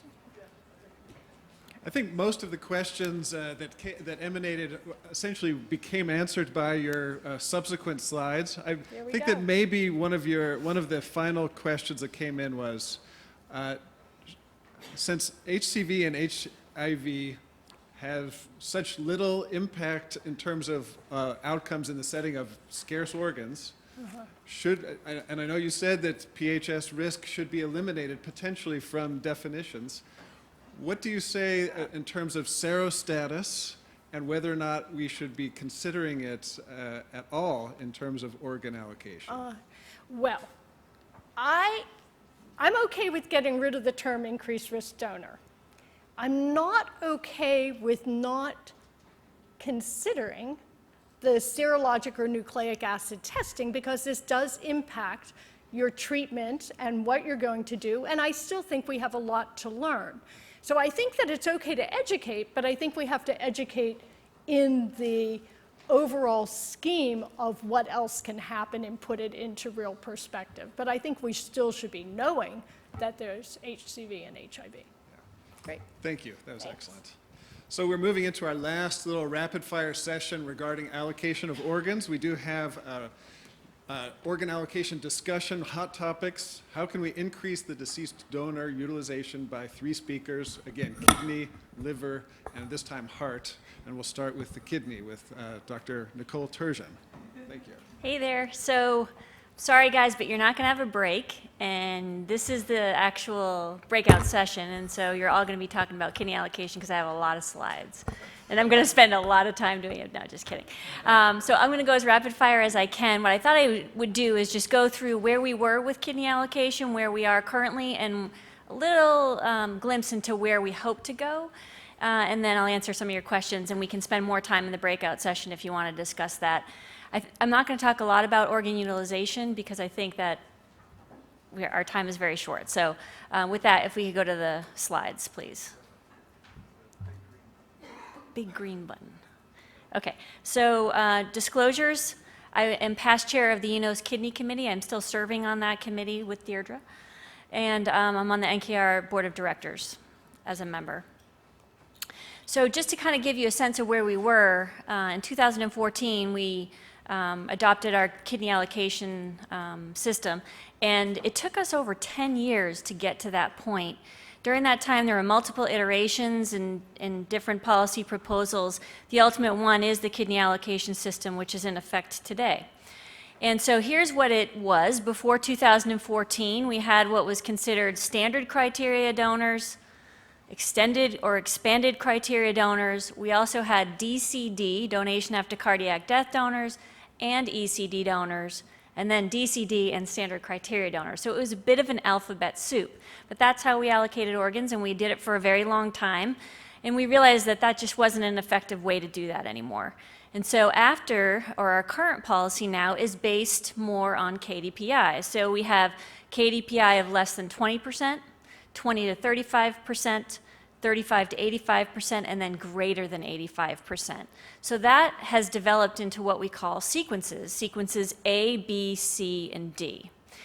And further broken down, you can see the sequences, and then there are different categories that you're given points for or prioritized within these different sequences. One of the priorities that we had when developing the kidney allocation system was looking at some longevity matching. How could we actually maximize the survival of these kidneys? And so originally when we were developing the kidney allocation system, there was what was called LIFT, life years after transplant. And that was going to be all across all of the organs that were going to be allocated for kidney. And that really just didn't go very well in the community, and it was just a very difficult decision to make as to how to go about doing that. And so what we decided to do was limit it to the KDPI of less than 20 kidneys, which are the sequence A kidneys. So those are the kidneys that you'll see some estimated post-transplant survival scores used, and those kidneys will be allocated within sequence A. So if you look here, the 0 ABDRs are going to go to the top 20% estimated post-transplant survival scores. So those are going to be your patients that we think are going to have the longest lasting kidneys after transplant, and that will benefit the most from them. You'll also have a category in sequence A for the local top 20 EPTS, as well as regional and national. So that was a bit of a change compared to where we were previously. We also wanted to prioritize highly sensitized patients because there was a large disparity on the waiting list. People were waiting significantly long times because they were highly sensitized. And so we gave priority for the 100% CPRA patients nationally, 99% went regionally, and 98% locally. And so you can see here throughout the sequences, those patients are prioritized in all of the sequences, not just as we were talking about previously for the EPTS score and the longevity matching sequence A. These go across all 4 sequences. What about prior living donors? We also wanted to make sure that we took care of those patients as well as they had been previously in the previous allocation system, and so they maintain their same level of prioritization. We did not put them in sequence D because we didn't feel that those were adequate quality for living donor patients who were on the waiting list. So they are prioritized in sequences A, B, and C. And similarly for pediatrics, we felt that they should get priority within sequence A and B. We did not put them in sequence C because of quality issues, and I'll tell you that there is some debate in the pediatric community today that they do want to maybe see some of these offers in sequence C. But you'll see also that we have some changes in policy coming forward that may improve pediatrics' ability to get some of these kidneys in sequence C because the en bloc kidneys are currently are given higher KDPIs than they should be, so those kidneys will be allocated differently in the future. Another issue that we had was local and regional classifications for the high KDPI kidneys. The reason we did that was we felt that those kidneys would actually get used or utilized better by being offered both locally and regionally, and it turns out that's probably not true, and that there was sort of a bottleneck with some of those kidneys getting to where they needed to be utilized. So we have a recent change for that as well, and I'll show you that in a second. One other important aspect is B candidates can receive A2 or A2 to B kidneys, and this is something that is a bit underutilized currently, but keep an eye out for that, and if your program is not doing this, it's something that they may want to consider. It is labor intensive. You do need to have some protocols in place, but it's an important way that your patients can get kidneys. So what about the results? And I'll go through these very quickly. One of the things we looked at, and these are the 2-year results, is the geographic distribution, and that really hasn't changed much. There was some concern that it would change pretty dramatically. There was a significant bolus effect for the high CPRA patients, as you would expect, because there are a large number of those patients on the list. Once you give them priority, then they're going to get offers and get transplanted pretty quickly. That has stabilized, and they're still not getting transplanted at the rate that they're on the waiting list. So it remains a disparity. But we do need to make some adjustments with our CPA priority points. And that was a project we were entertaining or working on before all of the geography stuff that you guys have heard a lot about. So that will be coming hopefully soon. What we would like to do is prioritize the true 100% CPRA patients, which are probably not at 99.5 and above. It's probably 99.7 and above. And there is some data that I can share with you another time. There was also a high dialysis bolus effect, which you would expect as well, because now we were giving credit for dialysis time before you were actually put on the waiting list. And so that effect has also kind of stabilized out over time. And we have been following discard rates. This is a better representation and more up to date from Darren Stewart. And you can see that we still have significantly high discard rates in our high KDPI kidneys. There are also some discards that I think we need to address in our lower KDPI in the 30 to 60 range that are something that we can work on in the future. And our patient and graft survival will remain good, but it's not perfect. And this may be accounted for by some of the high dialysis time patients that were transplanted early, as well as some of the highly sensitized patients. Although if you look at those patients, they're actually doing quite well because they're probably getting better matching. So it may be more the high dialysis time patients. So what have we done to update the kidney allocation system since it wasn't adopted in 2014? As I was alluding to, we have a new dual allocation policy that hopefully will be in effect in the next 6 months. It's in IT stages right now where they're developing the software, and this will allow us to now change the local and regional allocation of these high KDPI kidneys to include duals. So there'll be a local for the for the high KDPI kidneys, then there'll be a local dual, and you'll have to opt into this system. So that hopefully will promote efficiency. And then there'll be a regional and a regional dual. We also extended that into sequence C kidneys because we recognize that some of those kidneys are also being discarded, and that number between 60 to 70 to 75 to 80 to 85, it's just a number, it's a guide. Many of those kidneys maybe meet the criteria needing to be used as dual kidneys, so that will be offered after the local, regional, and national allocation. As I was alluding to with the pediatric placement, one of the challenges has been the en-bloc kidneys. They do have higher KDPI scores, and so we recognize that and developed a protocol which is also going to be adopted as a result of that. As you can see here, I'm not going to go into detail, but hopefully will eliminate a lot of the challenges with people getting access to these kidneys appropriately, both the pediatric population and the adult population. It will also be an opt-in system. So where are we today? Well, we're in public comment with this proposal to eliminate the use of DSA in region and kidney allocation policy. Kidney committee felt pretty strongly that it just didn't want to draw circles and do concentric circles, that it wanted to do things a little bit differently and make kidney allocation better in the step towards moving towards continuous distribution, which is what the board adopted and voted on as the new way we're going to allocate organs in the future.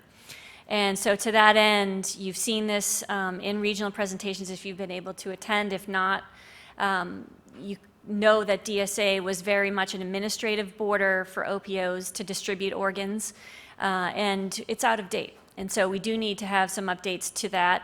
These are our current regions that are kind of random, as you can see. And so one of the major disparities in organ allocation and distribution right now is DSA.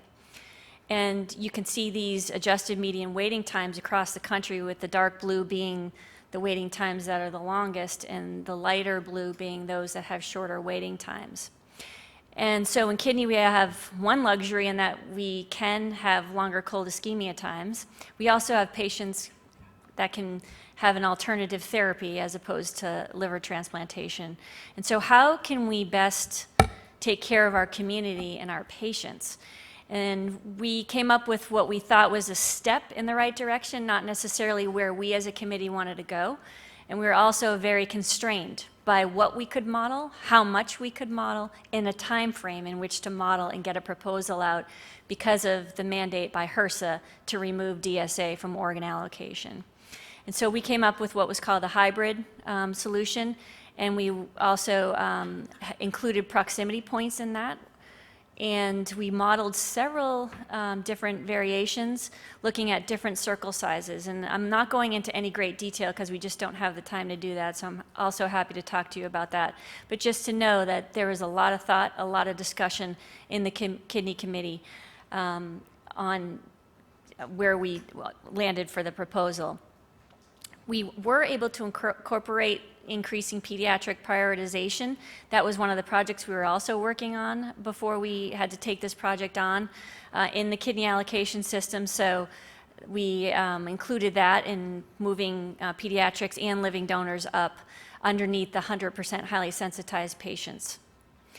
And so if you look at the two models that we debated in our committee at the end of our discussions, and the one we ultimately elected was the bottom one, the 500, 4 proximity points inside the circle and 8 proximity points outside the circle, you can see there's a significant difference or improvement in reducing disparities across all the donor service areas compared to baseline. So both of those proposals achieve that. It's not perfect, there are ups and downs along the way, but it does do a much better job than we're currently doing in our system today. The variation in kidney transplants rates across the DSAs in all of the models that we modeled was actually pretty good compared to where we are at baseline today, with the exception of this very small circles, and that was why we didn't elect to move forward with the smaller circles. So it's been a rocky road in terms of public comment, as you would expect. I think the community is quite charged after some of the liver debates. There's been a lot of conversation about different solutions, including population points, and population density, all things that were discussed in the community, in the committee. For various reasons, we weren't able to model those because that would make the solution incredibly complex. To be honest, where we really want to go is continuous distribution, where we can plug in population density, ESRD population, we can do donor population, we can do all kinds of things and dial points up and down so that we can eliminate the disparity in waiting times across the country. Because ultimately, we're here to take care of the patients.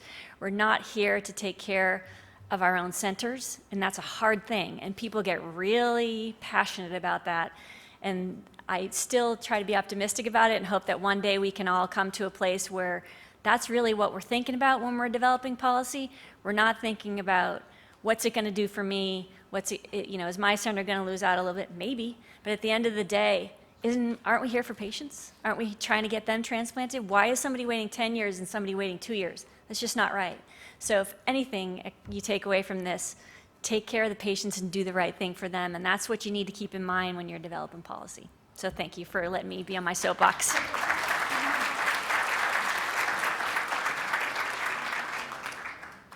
Okay, time for something easier, liver allocation. Those are Nicole's disclosures, just kidding, those are mine.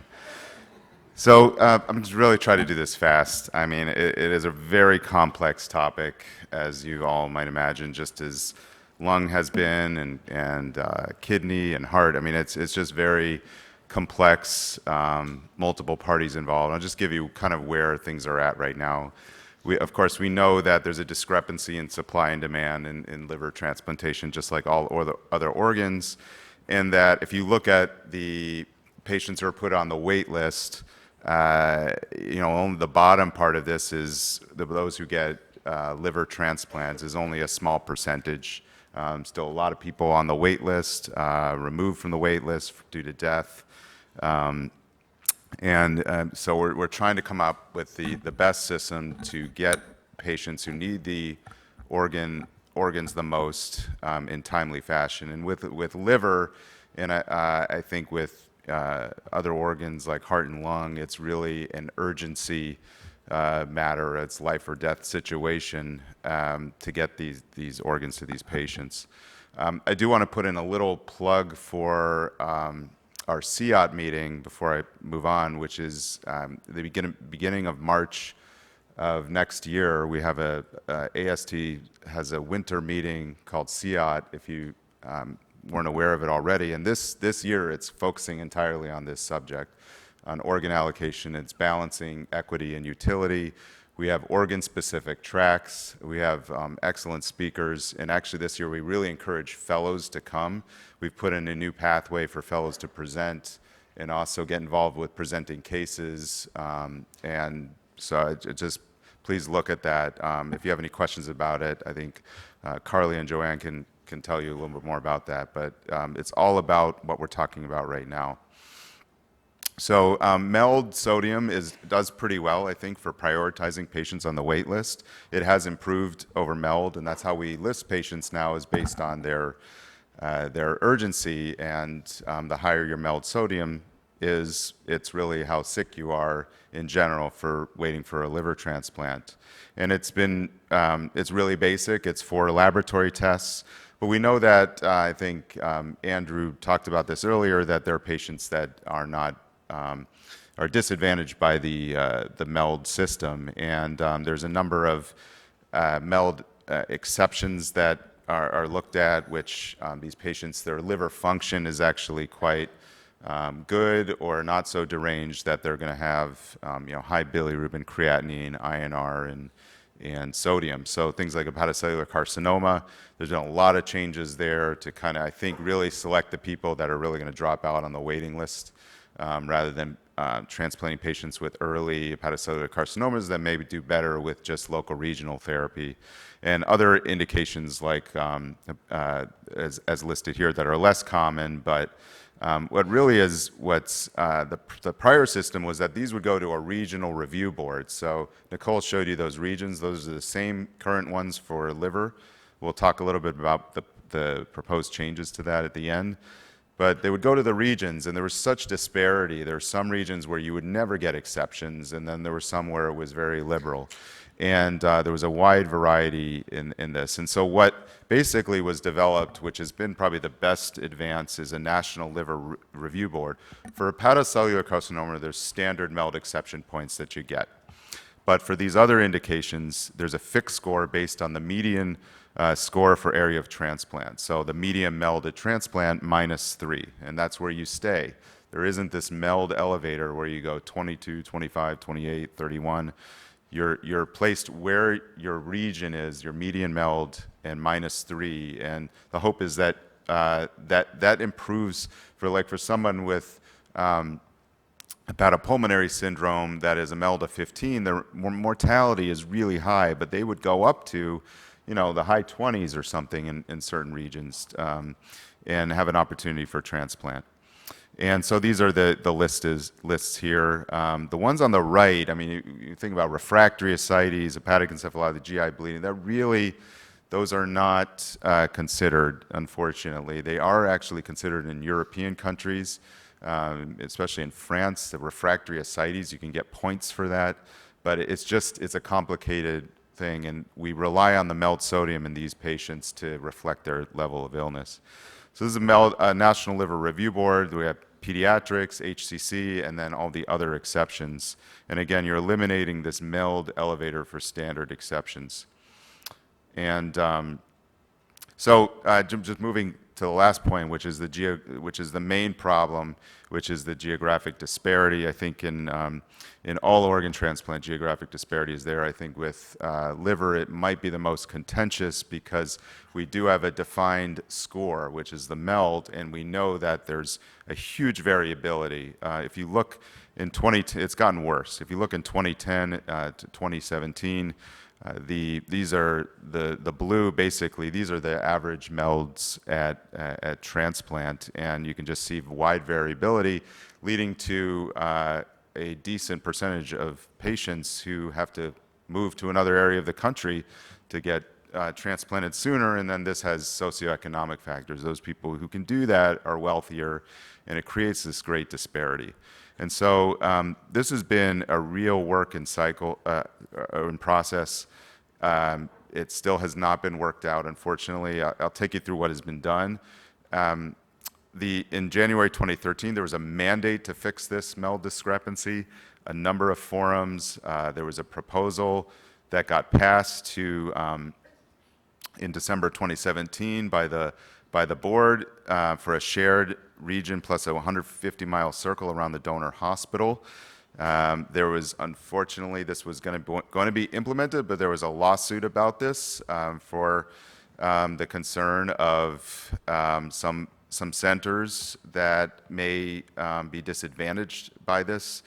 And then it went back to the liver committee to basically, I think similar with kidney, to try to remove DSA and region completely, make the U.S. into multiple smaller things around hospitals called concentric circles. And the idea was you have a large circle for a status 1, which is the sickest patient, acute liver failure, or a retransplant within 7 days for artery thrombosis or non-function. And then you have a stepwise for your MELD with the smaller circles. And so the one that was, if you look here, the one that was approved, which is in the middle, had an improvement over the current system in terms of the variance in the median MELD across the U.S., with some increase in transport, because you are increasing the spread at which organs can be offered geographically. And then the newer proposals, these larger acuity circles, which would really reduce the median MELD. But one of the contentious issues here is the logistics. The median transport distance from the current system to this new acuity is nearly double, and you have to factor in cost and flights and organ procurement teams. I think very likely it's going to move towards there'll be local organ procurement teams that centers aren't going to be sending out their transplant surgeons to hospitals to do the organ procurement like some are doing. And so again, the blue, this is the proposal is supposed to what it's supposed to do is to average out everything in kind of blue there is more averaged out MELD scores compared to the older system.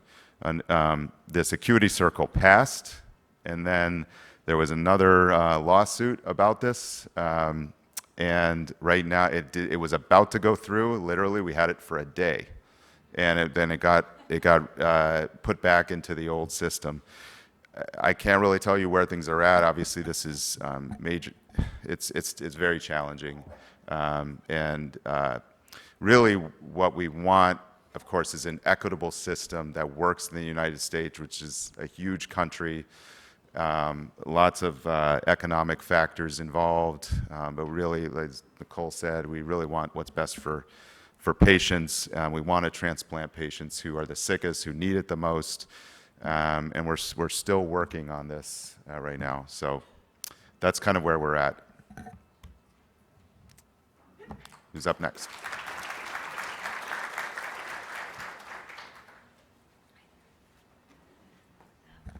Hi, I'm Jane Farr from Heart.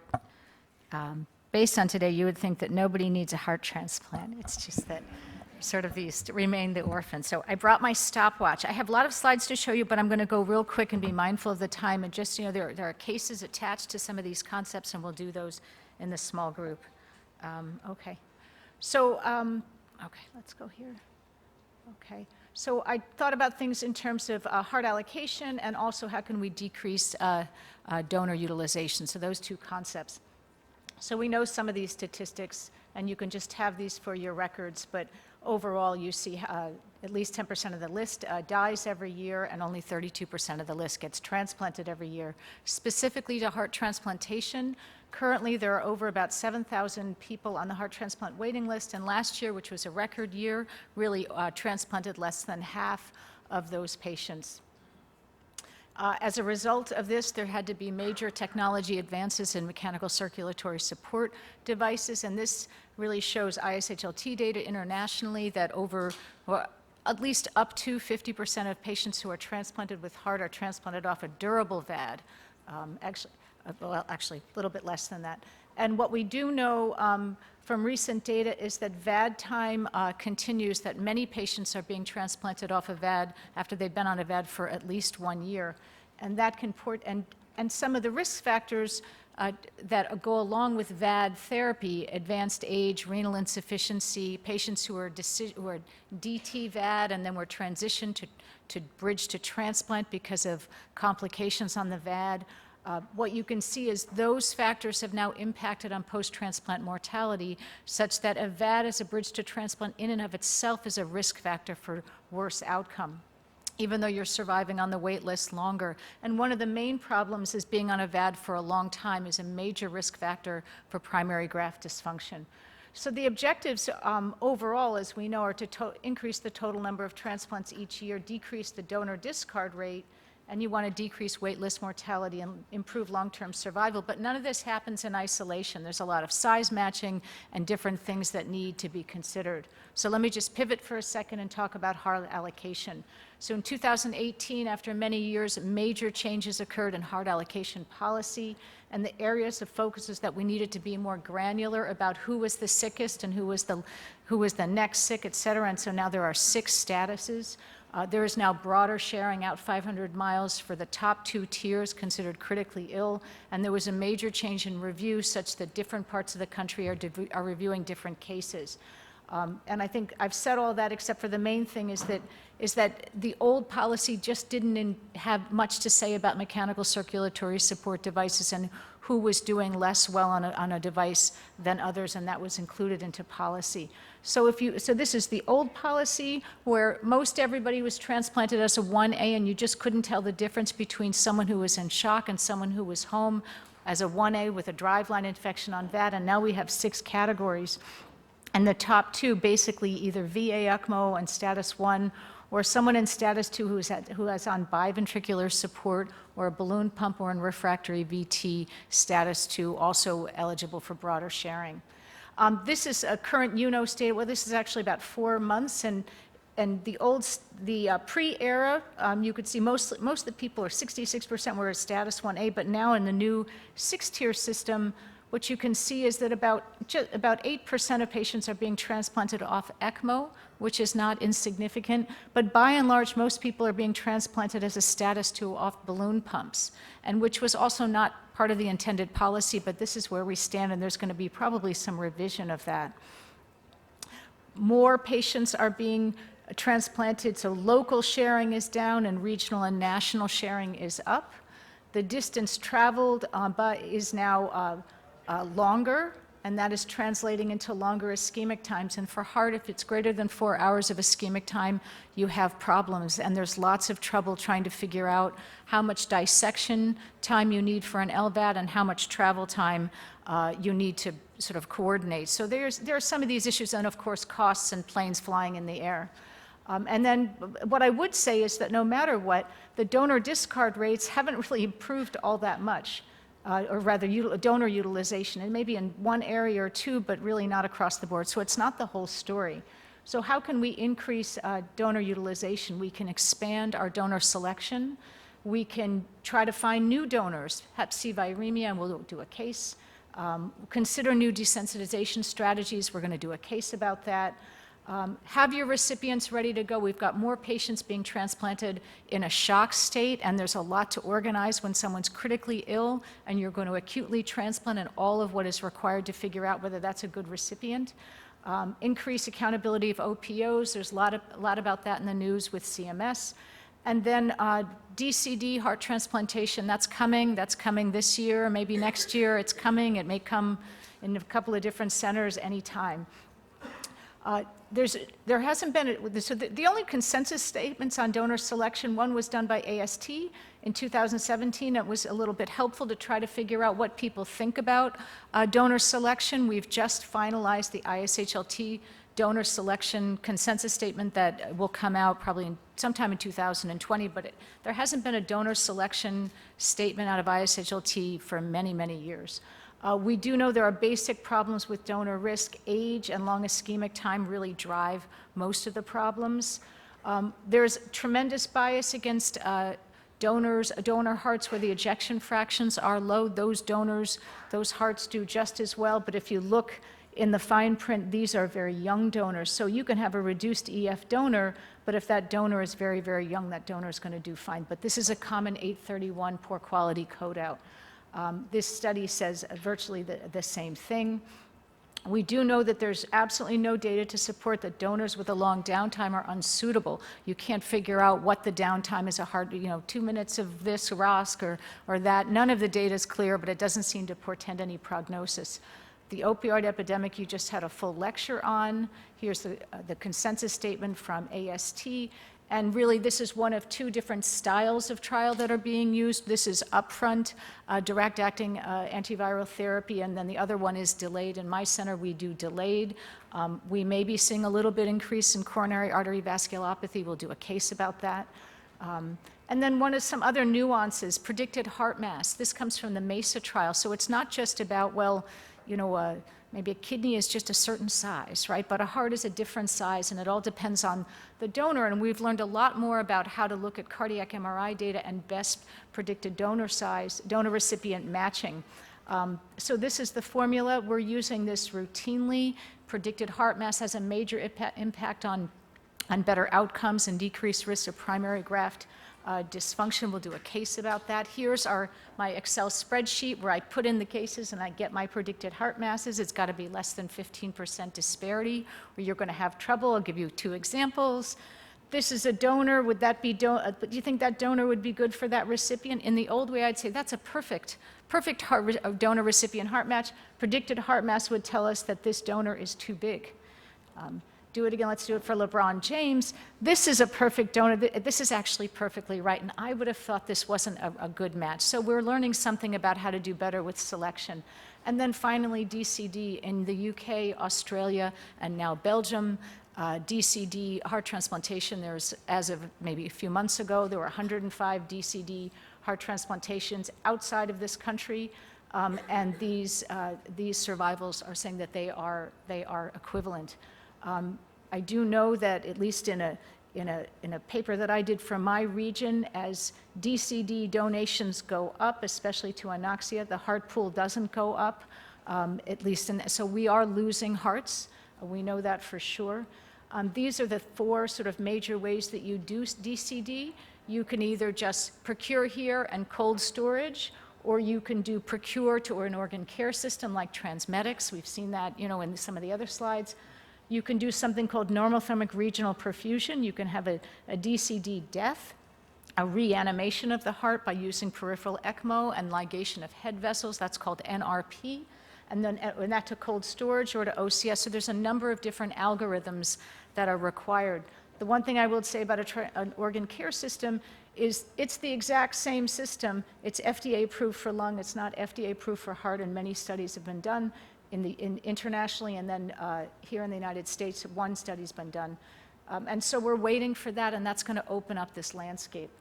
And then finally, advanced intense desensitization strategies are helping us, bringing more recipients to transplant, but they are fraught with a lot of risk, but there's a lot of opportunity to do better here. And so here are some of my references, and we'll do some of these cases in a little bit. Thank you.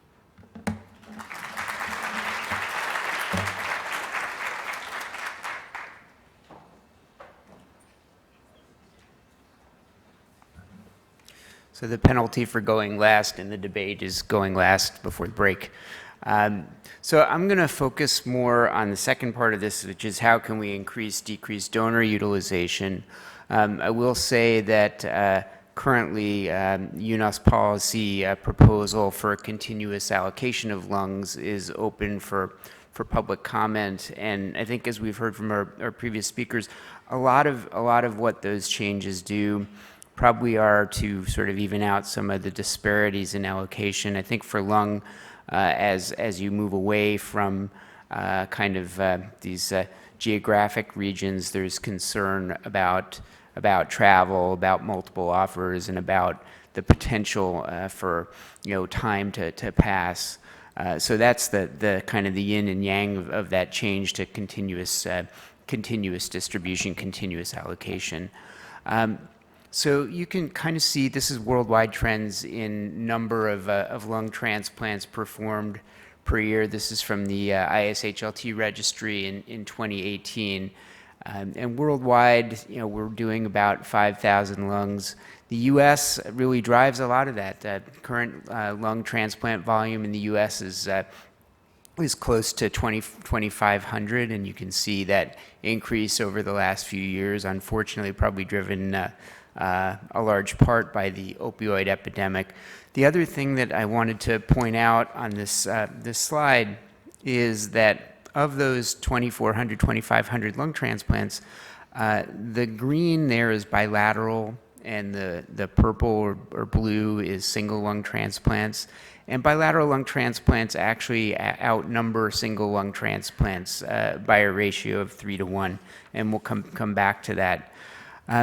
We're not very successful in procuring lungs from eligible donors. So if you look at this graph shows kind of organs procured per 100 eligible deaths, and for lung, it's only about 20 out of 100, so only about 20% of organ donors end up being lung donors.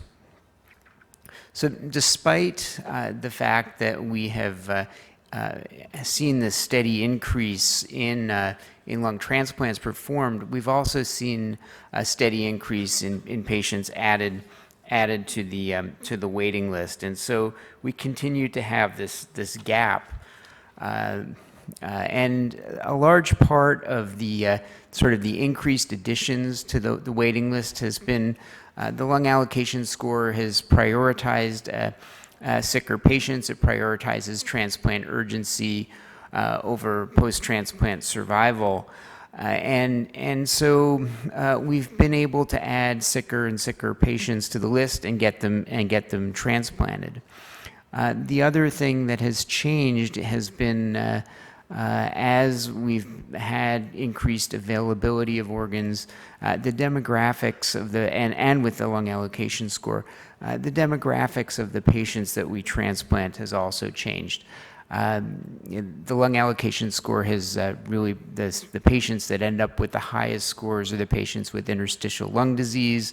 They tend to have more rapid progression, poorer prognosis, and they're more likely to get transplanted, but they also tend to be older. And so the trends in increasing age over the last really decade have been quite dramatic, and currently over a third of patients transplanted are age 65 and older. So the increased availability, the lung allocation score, has allowed us to transplant sicker patients. And the other thing is that perhaps if we had more organs, we would actually expand that further. But if you look at the current lung wait list activity, this is similar to a slide that was shown earlier for liver. This is also from the SRTR annual report. And let's just read down one of these columns. Let's just pick the most recent year. So in 2017, we started with 1,387 patients. We added close to 3,000. We removed about 2,900, and we ended up with the same amount of patients at the end of the year. Well, what happened to those 2,900 that were removed? 2,449 got transplanted. 214 died, although 112 were also removed as too sick for transplant, and presumably they died but not on the list. And so, if you look at all of these, what I conclude is that about 4,000 patients are on the list between those that start or end in a given year. About 2,500 of those get transplanted. And then of the patients that don't get transplanted, about 300 to 400 die or are deemed too sick for transplant. And so, clearly we have an imbalance, a supply and demand imbalance, and our increased number of transplants has been offset by increased additions to the waiting list. I tried to dig into my college background in microeconomics and try to come up with a clever supply and demand curve, but every one of them seemed to have price, and I couldn't seem to make that relevant to organ transplant, and so I had to go to the economics expert Willy Wonka to understand why. But one issue is really efficiency and choice of procedure. Are two lungs better than one? Now, I'm from Seattle. In Seattle, we have a company called Boeing. And so I've learned that one principle of critical system design is that redundancy is important. And so clearly you have to have two of every important organ. And so, there may be some of you in the audience who are dealing with flawed organ systems, and my condolences to you. Go back to your design teams. But from the standpoint of transplant, one of the questions that I think we need to think about is, for transplant, are two lungs really better than one? Now, clearly, there are some diseases, these are the various lung allocation score groups. Part of the lung allocation score is diagnosis groups, and you're grouped into A, B, C, or D. Advance. The green here is pulmonary fibrosis or interstitial lung disease. So clearly, almost half of the transplants done. Blue is COPD. So another third.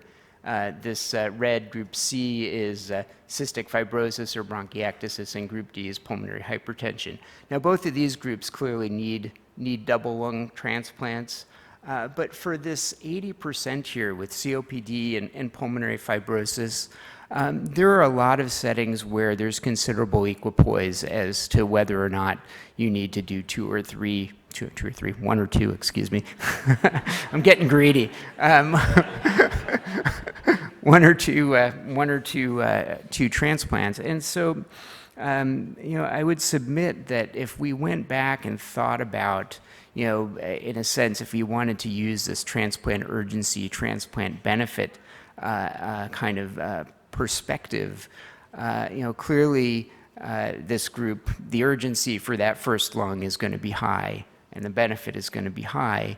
But, if you could almost break it down into that, the urgency and benefit of the second lung are going to be a lot lower. And so that is one kind of way to think about or internalize this idea that we could, if we just did more single lung transplants, perhaps we could solve that gap of about 400 patients. And I will say that our current lung allocation score, ironically, although it's supposed to be allocating organs, it doesn't consider whether it's allocating one or two. So, food for thought. Another area where we're falling short in lung transplant is the use of donation after circulatory determination of death. And you can see here in 2016, 2017 is incomplete data. Only 4% of all lung transplants were donation after circulatory determination of death. And if you compare that with other countries, particularly Australia, England, both have quite robust organ transplant programs. I'm showing you Australia here, where up to, it's about 25 to 30% of all of their transplants are donation after circulatory determination of death. And so that is certainly another way where we could very much increase our organ utilization and therefore transplant rates. So to end, I didn't really talk about donation that's been mentioned before, but presumed consent maybe, but in this country, perhaps education, public relations activities to increase donation. I talked about my previous talk, the use of extended criteria donors, possibly with incorporation of ex vivo perfusion. I would say more single lungs, more use of DCD donors, and for lungs where those numbers, that gap is not as big as it is, we could probably solve this. So thank you.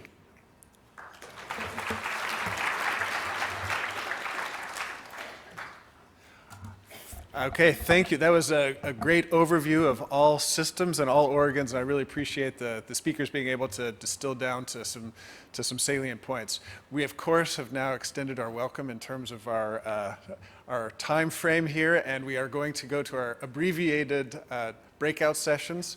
While there are snacks here, there are snacks at every single room, so I would just simply rush to the rooms and just get your snacks, and we'll kind of regroup in our organ-specific areas. And thank you very much. We will still try to finish.